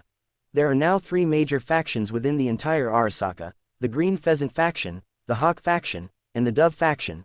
These three factions represent several possible successors of the Arasaka group, and all hope that their representatives can inherit the entire Arasaka group from Saburo Arasaka in order to achieve their ideal goals. The representative of the Green Pheasant faction's successor is Hanako Arasaka. This faction is mainly composed of conservative technocrats who hope to continue to develop along the path set by Saburo Arasaka himself. As a hermit-like figure, Hanako Arasaka hardly participates in the internal affairs of the Arasaka group, and can well meet their needs of maintaining the old order and stability within the company. The Hado faction, whose designated heir is Michiko Arasaka, the daughter of Kei Arasaka, the eldest son of Saburo Arasaka. This faction is mainly composed of company officials who are seeking deep-seated changes, and it is also the weakest of the three major factions. As for the Hawks, that is the faction headed by Arasaka Yorinobu, who is often more willing to adopt the most direct and uncompromising solution. Arasaka Yorinobu is both stubborn and moody, much like Saburo, and naturally gains the support of these aggressively minded corporate officials and elites in the faction.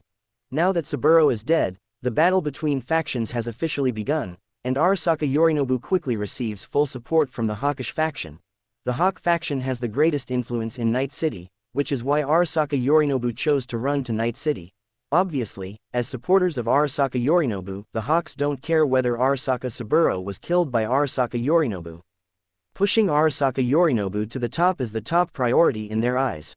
With the support of the Hawks, Arasaka Yorinobu successfully covered up the cause of Arasaka Saburo's death, and suddenly took office as the CEO of Arasaka Group before other factions could react. The news that Saburo Arasaka was poisoned by an assassin has become an indisputable fact. When facing Guro Takamura, who doubts him, Arasaka Yorinobu knows very well that he is a loyal dog raised by Saburo Arasaka. Although he claims to be loyal to the Arasaka family, he will never be loyal to himself, the murderer of Saburo. Arasaka Yorinobu decided to go all the way and put the blame of killing Arasaka Saburo on Takamura Guro. After all, V and Jack were not in the suite at that time. There were only Saburo and Raizan in the huge suite. Apart from them, only Takamura and Adam Heavy Hammer had been there. And by putting the blame on Takamura for everything, he could not only clear himself, but also get rid of Saburo Arasaka's greatest loyal dog. Under the promotion of Raizan and the Hawk faction, Guro Takamura soon became the most wanted criminal of the Arasaka Group. Once the most loyal bodyguard of the Arasaka Group, he is now being hunted down madly by the Arasaka Group. This is different from what Yoshinobu claimed to the company internally, that Saburo was poisoned by Takamura. Arasaka also announced Saburo's death, but they claimed that Saburo died of natural causes. This piece of news is truly explosive. Saburo Arasaka, the man who ruled the Arasaka Group for 100 years. The person who could shake the earth with just one stomp of his feet has now fallen. The whole world was shocked by this news, especially Night City. Even the sensation caused by the Feixiong Technology robot and the news of the recent announcement of cooperation between Feixiong Technology and Yi's company are not 1/10 of this. A luxurious office in Arasaka Tower. Arasaka Saburo is dead. I'm curious about how you feel now. Sitting on the luxurious sofa, Rocky looked at Arasaka Yorinobu with interest. Ever since Yori Nobuyuki took over as Arasaka's CEO, Rocky's visit to Arasaka Tower has been like going home. There is no need to hide their cooperation anymore. Of course, their ultimate goal cannot be known to these guys from Arasaka. Feelings. Do you expect me to feel guilty? I tell you, I don't feel guilty at all. I never considered him my father. For my ideal, he had to die. Arasaka Yorinobu was terrifyingly calm. Arasaka Yorinobu and Arasaka Saburo are obviously father and son, but because of their different ideologies, they became destined enemies. Rocky secretly lamented the impermanence of life, but as for Saburo's death, he could only comment on it. Don't be too happy too soon. Arasaka Saburo is not dead yet. There is still a mark of his consciousness in the Mikoshi. Don't take it lightly. I know, that's why I need your help. Just as the two were talking, the sound of metal limbs moving suddenly came. Adam Hammer, a mechanical monster with prosthetic parts all over his body, came to the office. Can't you see I'm receiving a distinguished guest? We can talk later if you have anything to say. Seeing Adam's heavy hammer, Lai Zan reprimanded him mercilessly. Adam Chongchui saw this and turned to look at the VIP, sitting on the sofa, only to see a familiar face. Adam Hammer, long time no see. Seeing Adam Hammer looking at him, Rocky smiled. The last time I saw him, Rocky was still humbly requesting to cooperate with Arasaka, but now he has become Arasaka's guest of honor. Chapter 150 House Arrest. Adam Hammer was a little surprised to see Rocky. He had never expected that the kid who had just invented Ascension technology could already gain so much attention from Arasaka Yorinobu. You should know that even now Ascension Technology is already a famous company in Night City. But there is still a huge gap compared to Arasaka, at least in the eyes of most people, including him. After all, Arasaka's influence is worldwide. Night City is just a city. Seeing that Arasaka Yorinobu asked him to go first, Adam Hammer had no choice but to disobey. But Rocky stopped him. If you have anything to say, speak up. Rocky signaled Adam to explain what he wanted to say on the spot. The current Adam Hammer surrendered to Arasaka Yorinobu after the death of Arasaka Saburo and became his strength. For this reason, Arasaka Yorinobu promoted him to be the security chief of Arasaka. Rocky was also a little curious about the reason why Adam Hammer came to find Arasaka Yorinobu. When Chongchui saw Rocky speaking, he ignored him and turned to look at Arasaka Yorinobu. After seeing Arasaka Yorinobu nod and indicate that it was okay, he slowly spoke. Security for the memorial service parade has been prepared and everything is proceeding as normal. In addition, the assassin who was trying to kill Takamura Guro failed and he escaped. Adam's hammer made an unpleasant sound. When Lai Shuangoro first heard about the security preparations, he nodded, but the subsequent news made him furious. Guro Takamura is not only Arasaka Saburo's loyal dog, but also his scapegoat. As long as Takamura is alive, Arasaka Yorinobu will not be able to rest in peace. Failed? What a bunch of rubbish. Lai Zan cursed, originally thinking that these assassins were enough to deal with Takamura Guro, but he didn't expect Takamura to be so difficult. Some other force is helping him escape. It is likely related to guys from other factions. He himself is not easy to deal with. Facing Lai Zan's anger, Adam explained with a heavy hammer. Obviously there are hidden forces that don't want Guro Takamura to die so soon. Just like Arasaka Yorinobu recruited Adam Hammer, other factions also seem to hope to get a powerful helper, even if this guy was an openly wanted criminal. Those green pheasant guys. Lai Zan gritted his teeth. The only faction that has the ability to help Guro escape and has sufficient motives is obviously the Midoriki faction, and this is also Arasaka Yorinobu's #1 opponent. Although no one in the entire board of directors has stood up now, everyone knows who killed Saburo Arasaka. And if the Green Pheasant faction wants to make this matter public, they will undoubtedly need to secure Takamura as a witness first. Forget it, hold the float parade as soon as possible, and as for Takamura Guro, send out the most elite troops to deal with him. Don't let me down again, Adam Hammer. Understood. After receiving instructions from Arasaka Yorinobu, Adam nodded and turned to leave. Before he left, he looked at Rocky deeply. Adam Hammer's hard, he must die. After Adam's heavy hammer left, Rocky said lightly. Why? No reason. I will take his life myself when the time comes. Rocky calmly announced Adam's death sentence with a heavy hammer. Although Adam's hammer has not affected Rocky since the time of crossing, and now they are still in the same camp, but that doesn't mean Rocky will let him go. He still has to be killed. Rocky didn't think there was anything wrong with taking revenge in this life for the previous life, and what Adam Hammer had done during his years of serving Arasaka was enough to send him to hell. Faced with Rocky's direct call to kill his general, Arasaka Yorinobu did not show any anger. Although Rocky didn't tell him the reason, it didn't matter. Because Arasaka Yorinobu also doesn't like Adam Hammer. Hammer, as Arasaka's executioner, has helped Arasaka complete countless evil conspiracies. Lai Zan naturally wouldn't like him, not to mention that Adam Hammer was the guy who killed his idol Johnny Silverhand many years ago. Now, Lai Zan was only forced to promote the heavy hammer in order to win him over because he had just come to power and the power in his hands was not enough to control the entire Arasaka. If Rocky intended to take Adam Hammer's life, Lai Zan would not object. At the same time, he also believed that Rocky would not affect the overall situation because of this. You can handle this matter yourself, I trust you. But the most important thing now is to prepare for the festival, stabilize these board members, and gather them together to catch them all in one fell swoop. Arasaka Yorinobu replied. The float parade in memory of Saburo Arasaka was planned by Yoshinobu. Of course, this didn't mean that he really wanted to commemorate his father, whom he hated so much.